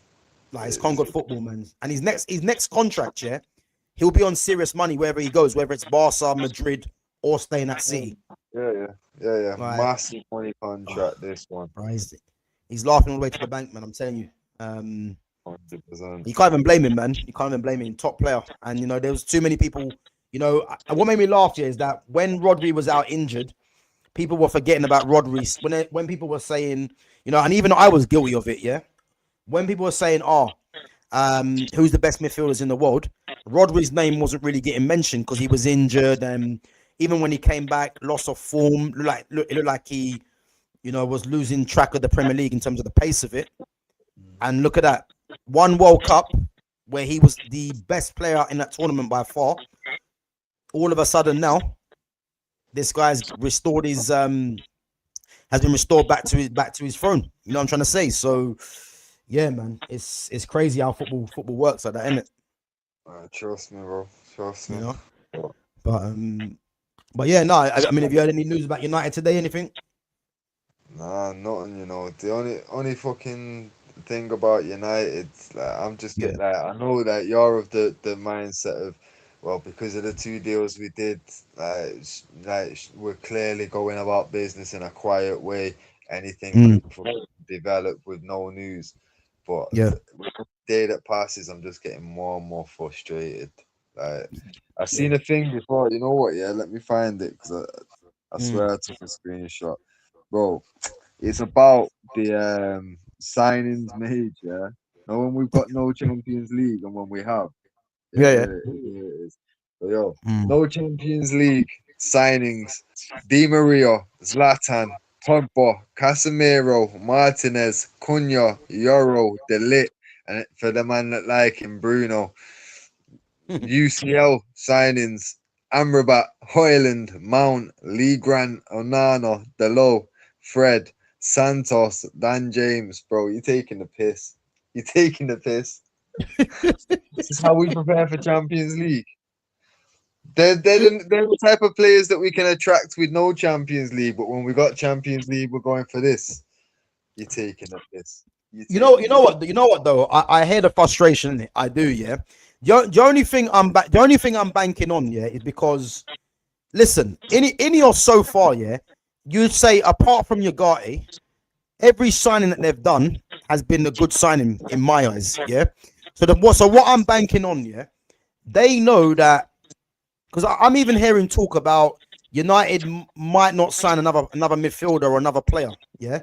And the thing is, I'm just not believing that rubbish, and I'll tell you why. Because they know, yeah, they are gonna face backlash from the fans if they happen to just go through this rest of this window. There's 3 weeks left, yeah. There's no way that they're gonna just sign 2 players. I refuse to believe that because it wouldn't make any sense for them to go and do that. So my thing is, yeah, the window's still open. We are definitely gonna sign.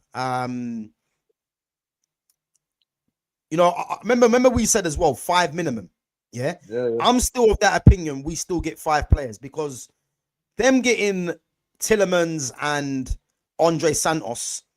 The best thing about them deals is that no one had a clue that they were going to go and do them deals. So for me personally, I'm looking at that as thinking they are working behind closed doors to get something done because they know that they cannot close the window with just 2 signings like that. And again, they're 2 very good signings, but when you're coming to a season thinking 5 signings as a minimum and you get 2, they're not dumb. They're not going to risk that. Yeah. So that's why I'm choosing to just be optimistic. But yeah, I hear your frustration because I'm frustrated because I'm thinking I'm bored now. Just get some signings in. But I just believe they're just working behind closed doors, trying to get things done. You know, and there's things that are in the pipeline. That's the only thing I'm looking at because there's no part of me fits. Yeah, if Man United come out this end of this transfer window and we've got 2 signings, I'll be the first one to be chatting about Ineos saying that yeah, these guys need to go. But I think so far we have to trust in them because the signings they've made so far have been positive signings, and I think the only thing we can look at, man, is that and hoping that look, there's 3 weeks left of the window. These guys are gonna make some business, man. No, That's what I'm looking at. But the most frustrating part of all this shit to me is, bro, we've known like we were getting talk from before the season ended, like that we're addressing the fact that we need 3 midfielders. You know what I mean? We've fucking also got money for other signings as well. So they're telling us already we're gonna get 3 midfielders guaranteed. And Yeah, there's going to be other additions as well. It's not just going to be 3 midfielders. So we've all been clear. This is what we're doing. I don't understand. Like, obviously, I get that. Okay, deals aren't always quick and easily done, but I just don't understand how we've got just over 2 weeks, 2 weeks and 2 days or some shit before the season starts. I understand we've still got another 8 days after that before the window closes. But bro, that's insane to be thinking. We actually start our new season in 2 weeks' time, and we've brought in 2 players. yeah, Like it yeah, do like knowing it is a World Cup coming up, I don't know why early business wasn't done. I thought, okay, benefit of the doubt, they're being precautious just in case they sign someone, they go to a World Cup, get injured. Fair enough. yeah, As yeah, soon as that World Cup's done, or as soon as people start getting eliminated and coming home, that fucking get this shit wrapped up. You know what I mean? You can be in talks with the club to have the deal pretty much there. All you need to do is sign the fucking paper when they come back fit. You know what I'm saying? Like, 'cause at the end of the day, you can agree a fucking transfer, and if someone comes back and they've got a knock or an injury or whatever, the transfer is cancelled, innit? It's simple. They failed the medical. I don't see why you can't just have shit wrapped up, ready as soon as these man can fucking come and pass a medical, get it done. Yo, a couple of seasons ago, I remember bare fans talking all this commotion about, oh, it's not fair on Amarim. He didn't get a pre-season. How important pre-season is to fucking bro. If pre-season is that fucking important to managers, how important is it to new signings then? Yeah, You know what I'm saying? yeah, Where's the same outcry? Where's the same? And like, bro, furthermore, let's be real. Even though Carrick's fucking been in charge for a couple of months now, this is his first transfer window. You know what I yeah, mean? Like, bro, look at everybody else's first window. Everyone's got a fucking much better deal. Even Amarim, who did the same as fucking as Carrick, he was here for a couple more months and then got his first proper window. They skipped January and made him wait to the end of the season. But his window, couple 60 mil players, bang, bang, bang. Just obviously was waiting for a bit, but it was like, yo, we knew who was getting, and then when it come to the striker, it's literally we're just waiting to find out who Arsenal gets so we can take the other one. yeah, Saying, but everything was wrapped up as quick as possible and easy as possible. Bro, this is exactly what we need instead of leaving. But to be fair, even then they fucked it up. Everything was getting pushed back and pushed back last minute. Fucking, that's why we ended up missing out on Belabor and struggling fucking for depth. That's why we was going out in fucking first round of every competition that we were in. Absolutely no depth to our squad. yeah. And No, that's no, I hear it. I hear it. As I said, man, it doesn't really make sense at the moment. But what I would say to you, yeah, if Ineos get 3 signings within the next 3 weeks, everyone's opinion is going to change, isn't it? And that's what I'm looking at. I'm just thinking, yeah, it's been a window which I didn't expect, because I would have thought we would have had 5 players in at least already. You know, and this is the problem. You know, you get your hopes up thinking we're going to get this signing, we're going to get that signing. But still, you have to look at the fact that, you know, we spent 48 million on Santos, 35 on Tillemans, and it's good business, really. Like, I don't think anyone can say it's not good business. But no, the big question mark is we've only got 2 players in, and that's the problem. So yeah, And I understand. I understand, man. But I just think 2 we need to weeks just away from 2 weeks away from a new season, yeah, we shouldn't be waiting to find out, are we selling Rashford to get a replacement, or are we gonna have to put up with it for a year? And yeah, are we gonna fucking sell Xerxes and try and find a new strike? Bro, we got 2 fucking weeks. What are we talking about? Why are we not just preparing for the new season? Why are we now considering, are we gonna fucking sell someone and replace him, knowing how fucking long it takes us to get a deal across the line? We're yeah, contemplating selling to buy. The yeah, fuck are we doing? If you're planning to get Rashford out, you know what you do? You fucking sign his fucking replacement. Make it clear to him, bro, you're getting no game time. I don't care what wage you're on. You're not getting a minute. Your career is going. You think you fucked now for options? You fucking see next year when you fucking sat in a fucking reserve team for 12 months and your values fuck all, but your contract's ridiculous. No one's gonna sign you. You know what I'm saying? It's now or never, mate. You've got to make him have to leave. Same way with Onana. Onana was talking about he's gonna come back, fight for his place. What have we done? We just signed a fucking 30-odd-year-old fucking goalkeeper to be the fucking backup. Bro, you don't have a job here anymore. yeah, You yeah, know what I'm saying? This is how we should be operating 2 weeks out from starting the season. When you're talking about, okay, look, Chelsea's got a new manager and a transfer ban. You know what I'm saying? They're yeah, not allowed 2 windows. They're not allowed to do nothing. Bro, why are we not making the most of this? Liverpool's just got a new manager. You know what I mean? City's just got a new manager. Newcastle's about to get a new manager. Tottenham's just got a new manager. You know what I mean? yeah. We like, even though our manager is technically it's his first window, Rory's one of the longest standing managers in the top half of the table. You know what I'm saying? Like, Yeah. just with having a couple of months under his belt, it's fucking ridiculous. We should be realistically looking at it saying, this is the opportunity. Everybody else, it's unknown territory. Yeah. You know what I'm saying? With us, we've got a little bit more stability than everybody else. We have a slight edge over the competition. How do we fucking maximize this edge? Well, we need depth. We've known that all last season. So why the fuck haven't, if we're bargain hunting, cool. Why haven't we been doing that from the longest and getting these? Yo, you're acting like we can't get the deal across the line until a certain date, yeah? But we could wrap up a deal in fucking February if we fucking really wanted to. You know what I mean? You can approach a club and talk to them in fucking February, get the deal wrapped up, and it'll just go through when it goes through. I don't understand why, if you're bargain hunting and you're looking for release clauses, why the fuck aren't you triggering these earlier? Tielemans, bro, his release clause, why the fuck didn't we trigger that as soon as we was able to fucking do something? The funny thing is with the Tielemans one, yeah.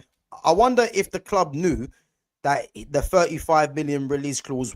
I wonder if they knew that all along, or was it a recent thing? Because if they knew that all along, you know, again, as you said, man, it would have been, why didn't they trigger that earlier on? But the fact that it's been done now is fine, isn't it? But bro, for me, it is a bit odd. Villa players have got fucking weird release clauses, you know. Have you not seen that? Dean, how much his release clause was?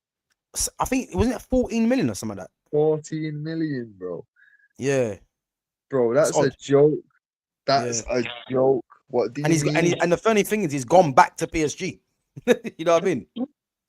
Bro, it's not, and it wasn't like it was a deal that was like, I think that was the release clause. It's not just exclusive for PSG. It weren't like it was part of the sale. I think it was just part of my man's contract. If someone comes in, 14 mil is the price. Yeah. Bro, that's insane. Well, the thing is, they've actually signed the replacement though, isn't it? Because they've got Ian Matson still there, but they've signed or they're signing Ruggeri from Atletico Madrid, isn't it? So again, the thing is with them, yeah, and this is what I like about what Villa are doing. They've got targets in mind. So when they're gonna sell, they've sold Morgan Rogers, yeah. But I believe that they're gonna invest that money that they've sold Rogers for. I don't know when they're gonna do it, but you can expect them to do some sort of business. You know, Digna's gone, Ruggeri's coming in, like for like replacement. You know what I'm trying to say? They got rid of Tielemans, obviously got the release clause was activated. Who do they bring in to replace him? João Gomez. And apparently, I think they're looking at Manu Kone as well. And they can afford Kone. So, man, it is worrying in that sense, isn't it? But as I said, I'm just as fed up as you in it. But the one thing I will say, as frustrating as it is, there is still 3 weeks left of the window, in it, and you know, I think we just have to believe that they are working on things to get things done. You know what I'm trying to say? So I don't know. I'm not sure who the next signing is going to be. You know, obviously let's talk about Lewis Hall, but I've never thought Man United were ever signing Lewis Hall, and for me, Lewis Hall was always going to cost about 70 mil. There's no way you can be spending that on a left back. Not for me, man. Like, I know Lewis Hall's only 21, yeah, but for me, 70 million and those kind of transfer fees are meant to be for your elite players. You know, we're now getting players like Yan Diamande going for 120. Like, that's criminal, by the way. That is criminal. So I don't believe United spend 70 on Lewis Hall, and now Bruno Guimaraes is gone. I very much expect Lewis Hall to stay there because, and I think there's been reports saying that because, again, they don't need the money, and they're only going to ask for something ridiculous that no one's really going to pay anyway. You know what I'm trying to say? So, but yeah, man, it's frustrating. And to answer this question, would you both like Adams or Berger in midfield? Listen, Sander Berg's a very good player. He is. And if it's a case where Man United signed, let's say Man United signed 2 more midfielders, for me, it's got to be a left-footed one. But if there was no other players to get and Sander Berg was one of them, listen, Sander Berg's a good player, so I wouldn't be dissatisfied with that. I've always said because of the balance in midfield that I like to see, and the fact that we've got no left-footed central midfielders. If we sign 2 more players, for me, it's got to be left-footed players. But Sanderberg would be a good addition. Tyler Adams, I think Tyler Adams is a decent player, but I don't want to see him playing at Man United. You know what I'm trying to say? And the fact that we're talking about Adams, you know, yeah, it's not for me. But again, Man United need to look at what profile of player that do they need. And this is why Sanderberg is in the conversation. You know, and I don't think people should be turning their nose up at Sanderberg, because Sanderberg's actually a good player. It's only because his name's Sanderberg and he plays for Fulham why people are not really rating him. You know what I'm trying to say? But in terms of what he can offer Man United, he is a good player. But I don't know who Man United are looking at. That's the thing, you know. And as I said yesterday or the other day, you know, no news is good news in a sense sometimes, you know, even though if it is frustrating, because it just, to me, it's telling me that they're probably working on deals. And again, if they're making it public, we all know how it works. You know, the fee goes up. So I think the fact that, you know, there's nothing at the moment, you know, it's frustrating, but it could be seen as a positive thing as well, you know. But what do you think of Adams and Berger anyway? Do you think if Man United pivoted to them players, it'd be acceptable? Well, to be fair, similar to you, Sanderberg at the right price, like I wouldn't complain. You know what I mean? But it's not on my list of ideal signings. You know what I mean? But I wouldn't complain too tough. But Yeah. Adams, I don't want to see that kind of signing. You know what I mean? Like, I don't want to see certain like types of players at United. I think signings like especially Adams, you can only be satisfied with a sign like Adams if you've got a Camavinga or someone like that already. And then if it's a case of just bringing in, you know, another body or someone to cover, then cool. But if Man United come out of a window with Adams, and we have 3 midfielders, it's like, we didn't really sign up for this. You know what I'm trying to say? But we're not getting Adams anyway. I'm not even going to entertain it. You know what I'm trying to say? We're not getting Adams, man. It's not going to happen. Out of what we've done business-wise so far, for me, Santos is the one that, is of an ability where he can step into the first team now and play a part. But for me, he's going to be one for that we've got to get the best out of him before we're going to see it. You know what I mean? So we've got time on that one. Tielemans is the right now, but like the next one is like kind of the statement one, which is the young one that's there now and still got bags of potential left in them. You know what I'm saying? Yeah, them options are fucking running thinner and thinner, and that's why I was saying it a couple of weeks ago to you, innit? Like, that's the concerning thing. If we don't get like who we've been talking about, or one of the names that we've been talking about, like it's gonna be a pivot to something like that, like. And that's what really concerns me, because fucking hell, like I can understand, right? We don't want to pay like 85 million on fucking Fernandez when we can get 2 players for that same amount of money. You know what I mean? Fair play, I get it, but like fucking when you're letting, like, obviously the same you can say about Tonali and that, but when you're letting all these players go, and then you're looking at, right, who's left on this statement signing list. You're like, well, you've got one that's just signed a new contract, one that's saying that he wants to fight for his place, and you know what I mean? You're like, well, fucking hell, we don't really have a list left. You know what I mean? Like, it's fucking, it is actually concerning to me, the fact that now people are even contemplating, like I say, Sanderberg, I wouldn't complain, but again, like, that's not the sign that's needed here. You know what I mean? Even if we only get one more midfielder and we only got Sanderberg, now I'm complaining. But you know what I mean? I'm saying if we got Sanderberg as well as, because in my eyes, the next fucking midfielder signed needs to be the statement, needs to be the direct Casemiro replacement. Look how important. But this is why, this is why though, I can't ignore that it can only be Camavinga. That's what. Essentially, at this point, yeah, because It has to be Camavinga, and I, you know what I heard the other day, yeah, and I believe it's true because at the moment, yeah, Camavinga is digging in his heels, but it all depends on Real Madrid signing another midfielder or him to just be definitively told he's not wanted, yeah. Yeah, I believe United are waiting for Camavinga because there's not every day, yeah, you get a player that's 23 years of age, that's experienced, that's as good as him. He fits the profile of what United need for me, and he can play at left back in an emergency. yeah, And you're gonna get him for a price that you shouldn't really get a player of his level for that. Not to mention, United have already shown the kind of prices that they're spending at the moment. For me, it has to be him.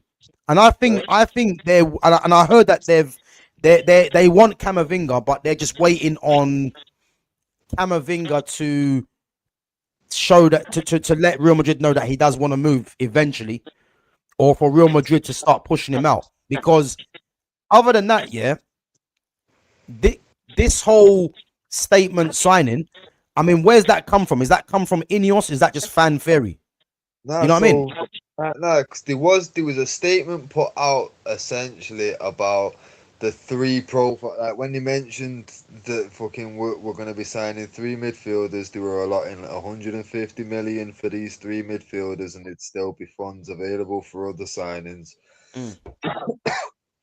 They mentioned essentially a marquee signing was the terminology that they used in it.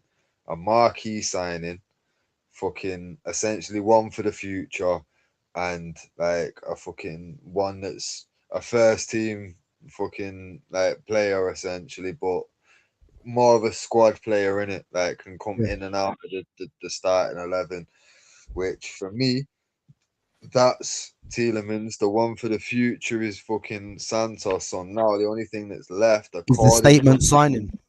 yeah, is that statement, the Yeah. marquee, and like And this is the thing, bro. Yeah, when you actually think of it like this, yeah, when you actually think of it like this, if I'm looking around all the top teams in the world, yeah, are we gonna get anyone from Barcelona that's a top name? No.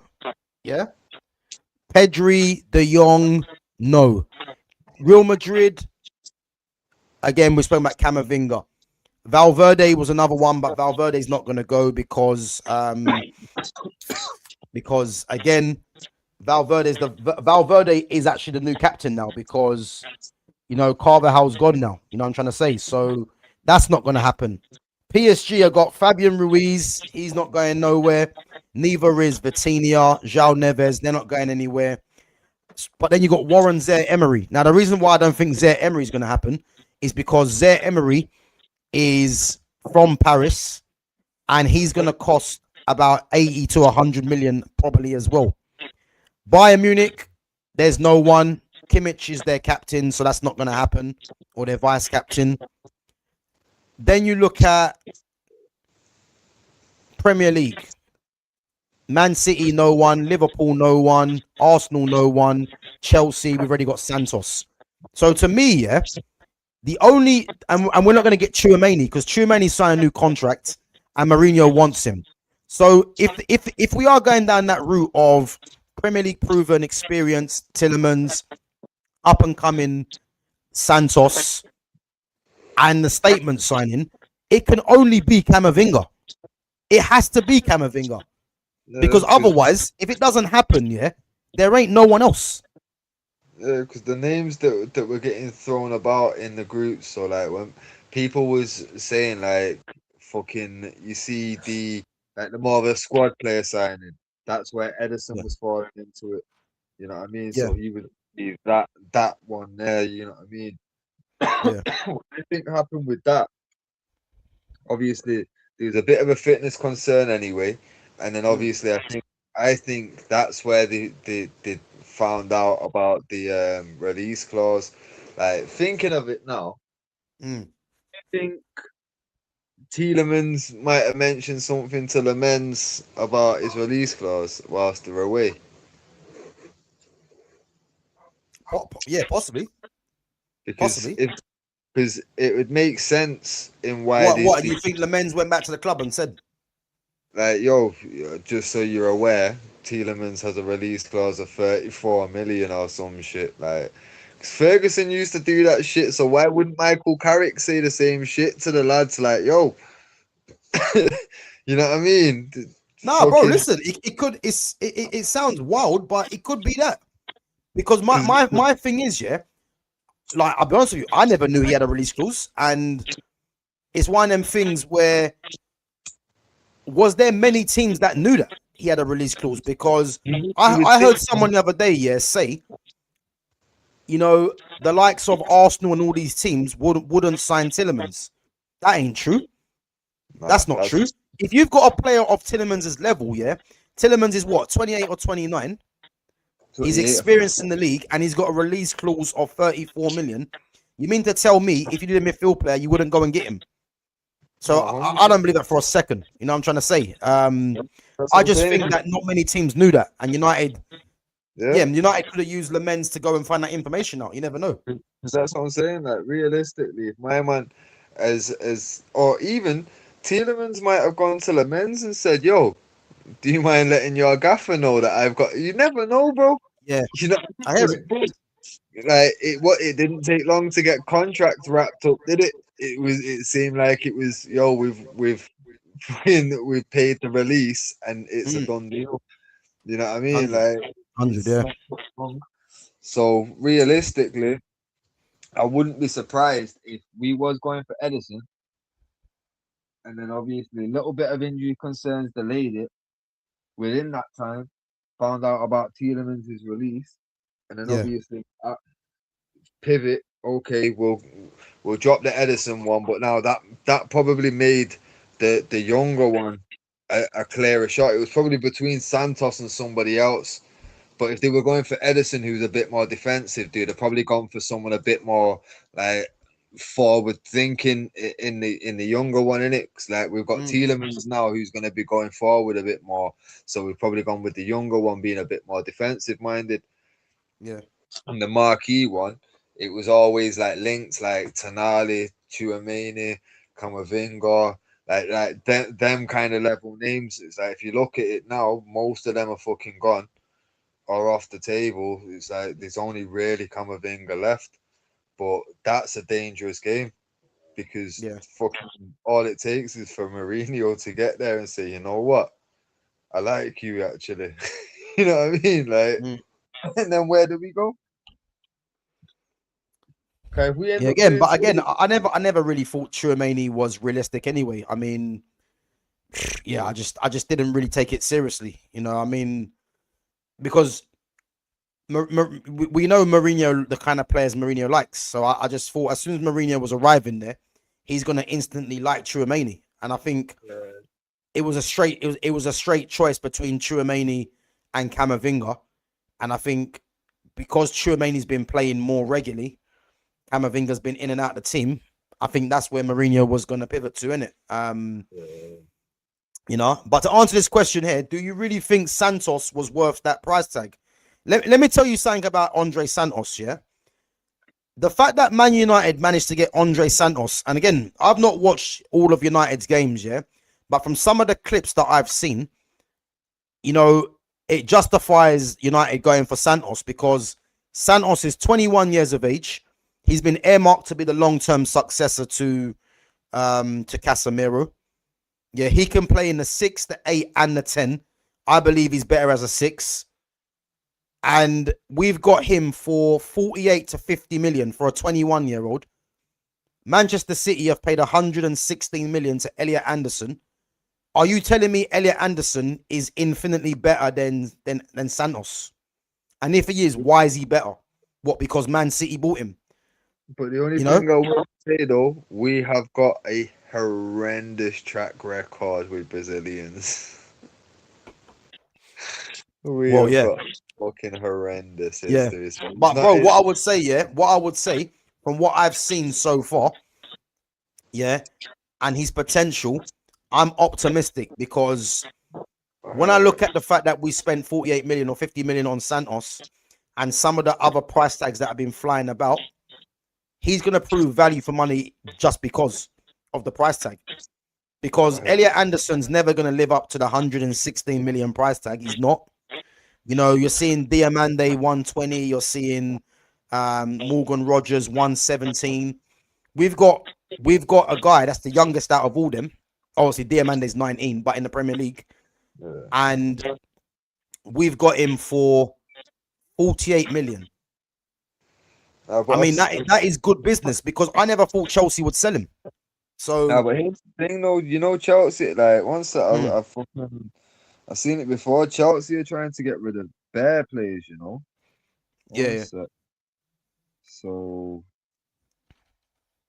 yeah, guys, make sure you're smashing that like button as well, and make sure you sub to the channel. Make sure you go and follow Fitz on his socials as well, which is in the description. We're gonna wrap it up in about a couple of minutes. If you have any other questions, go on, bro. Chalobah, Fafana, Disasi, Badashil, fucking Jackson, Delap, fucking, and a couple Is that Wesley Fafana or Datro Fafana? Well, they will actually sell both Wesley and Datro. Yeah, bro. And I think Wesley Fafana stays personally. I think he stays. And they want to sell that is it David Washington and that Mark Gay or whatever the youngsters. Oh yeah, they want to sell them as well. Yeah, they want to get rid of them. And to be fair, there's a few that they want to loan out as well, isn't it? Like Mudrick and obviously Garnacho was on that list. Fucking Denner, Wiley. That's the point. He's gone to Aston Villa, Garnacho, innit? With an obligation to buy. Yeah. Bro, please tell me you've seen the clips of his first game. Bro, I choose not to watch players of that low level. Nah, bro, nah, you have to. What was he chasing his first touch again? Bro, one sec. I'm gonna find it now just whilst we're on stream. Go through some comments. I'll find you the clips to just send it you so you can check it now live. Yeah, no worries. It was horrendous. He said you don't think twice when United call. Well, yeah, listen, man. Man United is still one of the biggest clubs in the world, but you know, I listen, I hear what Fitz is saying, man. It is frustrating, but as I said, the window's still open. If it was a week left of the window and we had only signed 2 players, trust me, I'll be losing my mind if that was the case, because it'd be unacceptable. But Ineos know they cannot go into this new season with just 2 signings. They know that. So just based on that, I'm confident that we are going to be making at least 3 players we're going to sign. We are going to sign another player. So I'm not worried about that, because there's no way we go into the season with just 2 players. It's impossible. Let me check this.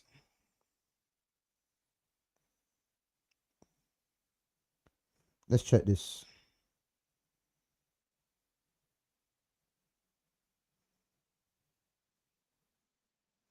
Oh, this guy's toilet, man. And there's a second one to watch as well.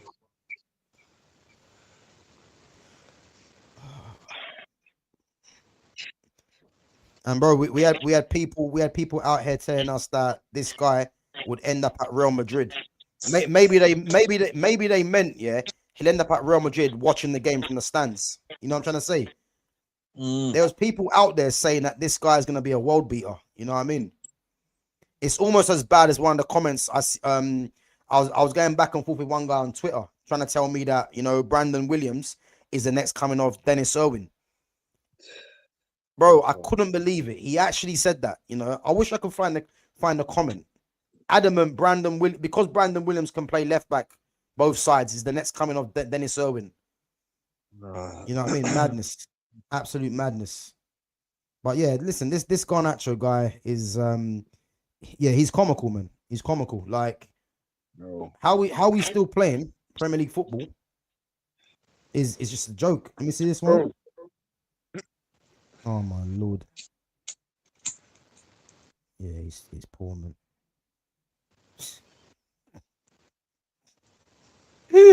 Yeah, it's embarrassing. It's embarrassing, man. I mean, that pass he tried to make in the box, yeah. At what point did he think someone was on? Like he must have. He needs help because Bro, even that one, like the first clip, yeah, with that just the ghost ball, bro. Did he forget he's the winger? The fuck, he was bro. passing to the winger, which is himself. Get me, like, what the fuck is he doing, like, bro? Oh my days. But yeah, But you know what makes it worse? You know what makes it worse, yeah? Besides all that, yeah? He's even got the audacity to moan at the player, trying to tell the player, why weren't you there? yeah, You see what I mean? bro. Like, The funniest parts about all is, yeah, is my man's actually followed Sancho in order of clubs. Yeah. yeah, And yeah, on top of it, like, bro, remember the reason like that was like the final straw why we were selling him was because my man posed in a Villa shirt. yeah, yeah, he did actually with Rashford on the back, innit? Yeah, That's bro. no, I forgot about that. Yeah, that's crazy. He ended up getting sold to That's probably Chelsea. why why Villa went for him. I won't be surprised. I won't be surprised. But fucking hell. Bro, he's one of the worst footballers I've seen, man. And you know what makes it funny, yeah? When he scored that overhead kick against Everton, like, let's face it, great goal, yeah. But you see when you don't, you see when you're not educated, yeah. You see a goal like that he scored, yeah. He can never ever replicate because the cross, I believe, was deflected. Everything fell into his favor. Like, that wasn't practice. That was just off the cuff, yeah. Those kind of goals you can't really recreate. You know what I'm trying to say? But fans thought he was a world beater because he done that, and it's like those goals can't be replicated. Like, and that's what you're dealing with. You're dealing with people that just have some weird opinions, and all of a sudden you're seeing the guy, you know, running the ball out of play. We were being told that this guy would end up at Real Madrid, and the same person that said he'll end up at Real Madrid is now the same person crashing it on him. You see what I'm trying to say? These guys are always late, man, and they always wake up at the end. It's embarrassing. Embarrassing, man. Trust it. Fucking idiots. You know what I'm trying to say? But yeah, listen. Good riddance to that guy, man, because he was terrible. Terrible player. But guys, listen, we're gonna wrap it up anyway. So yeah, obviously our all-time 11, Lyon. Doesn't I mean, what was it? So we got 4 players against Monaco. You know, I thought it would have been a lot closer than that personally. And if they're only getting in 4 players, they're only going to get in 1 player from that against PSG, and that's Benzema. So yeah, there was no point doing that, man. I'll tell you now, this Marseille side, boy, it looks like it's. You know what? I think I need to go through the Marseille team again because I've actually forgotten the players I've got down. Bro, they've got a couple of bad boys there, you know. They've got a couple of bad boys to go for. Okay, yeah, I'll give it a check, man. I know there's a certain somebody, man, that needs to be there as well. So yeah, man. Yeah, no, we'll be doing that. So guys, yeah, we are going to be back next week, Thursday, at the same time for the Marseille one. And just to let you guys know as well, yeah, at the start of the new season, you know, there is going to be some sort of scheduling going on. So me and Fitz will be moving the all-time 11 to a Saturday instead, but it's going to be every 2 weeks, you know. But on a Thursday, same time, we are going to be doing our Manchester United talk. So we've definitely decided on a name for it as well, which you guys will see come the start of the season. So yeah, that'll be on a Thursday at 8 o'clock.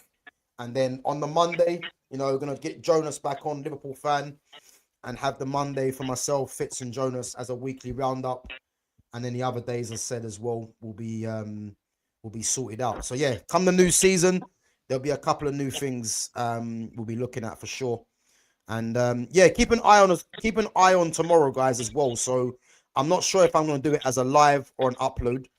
But I've got something planned for you guys tomorrow. So yeah, keep an eye on that, man, if you're interested. Again, if it's a live, I'll schedule it, as I say, at times. So just keep an eye on the notification to see when I go live. but I'll be looking at doing that tomorrow, if anything. But other than that, Fitz, man, you got anything you want to plug before we wrap it up? Nah, man, just fucking make sure you smash the like, subscribe if you're new, and always go back and check the other content as well, man. There's a lot of all-time 11s that we've done at this point now. Done fucking like something like 30 odd now, innit? Including Well, we've done loads, man. international. Obviously, if we're combining that, with the nations as well. Yeah, listen, there's quite a few on there. So we got the all-time top nations, all-time 11s. We've got the major clubs as well. So yeah, listen, man, make sure you guys give that a watch. It's on the playlist, and there's loads of other content on there as well. Big up to Lumi Rain as well with the jewels, 200 jewels. Long time, Lumi, where you been hiding? But yeah, now big up to yourself. And as I said, yeah, we are going to be back next Thursday for this. And yeah, keep an eye on tomorrow, guys. That's all I'm going to say, because I might have something a bit different for you guys today, with my new little gadget I got going on as well. So yeah, listen, just keep an eye on that one. But yeah, other than that, make sure, guys, you smash the like button on the way out. Make sure you sub to the channel as well, and make sure you smash that like button. And guys, make sure you go and follow Fitz on his Instagram, which is in the description. So yeah, go and give him a follow. He's got a lot of good football knowledge, man. Not just football, but just all general sports. So yeah, go and give him a follow on Instagram, you know, and keep his spirits up, man, because I know he's a bit down with the Man United stuff. I am, but I'm trying to keep it, you know, level-headed and just hope that Ineos don't let us down, man. So let's see what happens, you know. But yeah, other than that, guys, I'll catch you guys tomorrow. And yeah, have a good rest of the evening. If I don't see you guys, have a good weekend. But yeah, we'll definitely be back for this next week. Big up yourselves. Big up, bro. Come on. Bless, bro. Big up, man. Later.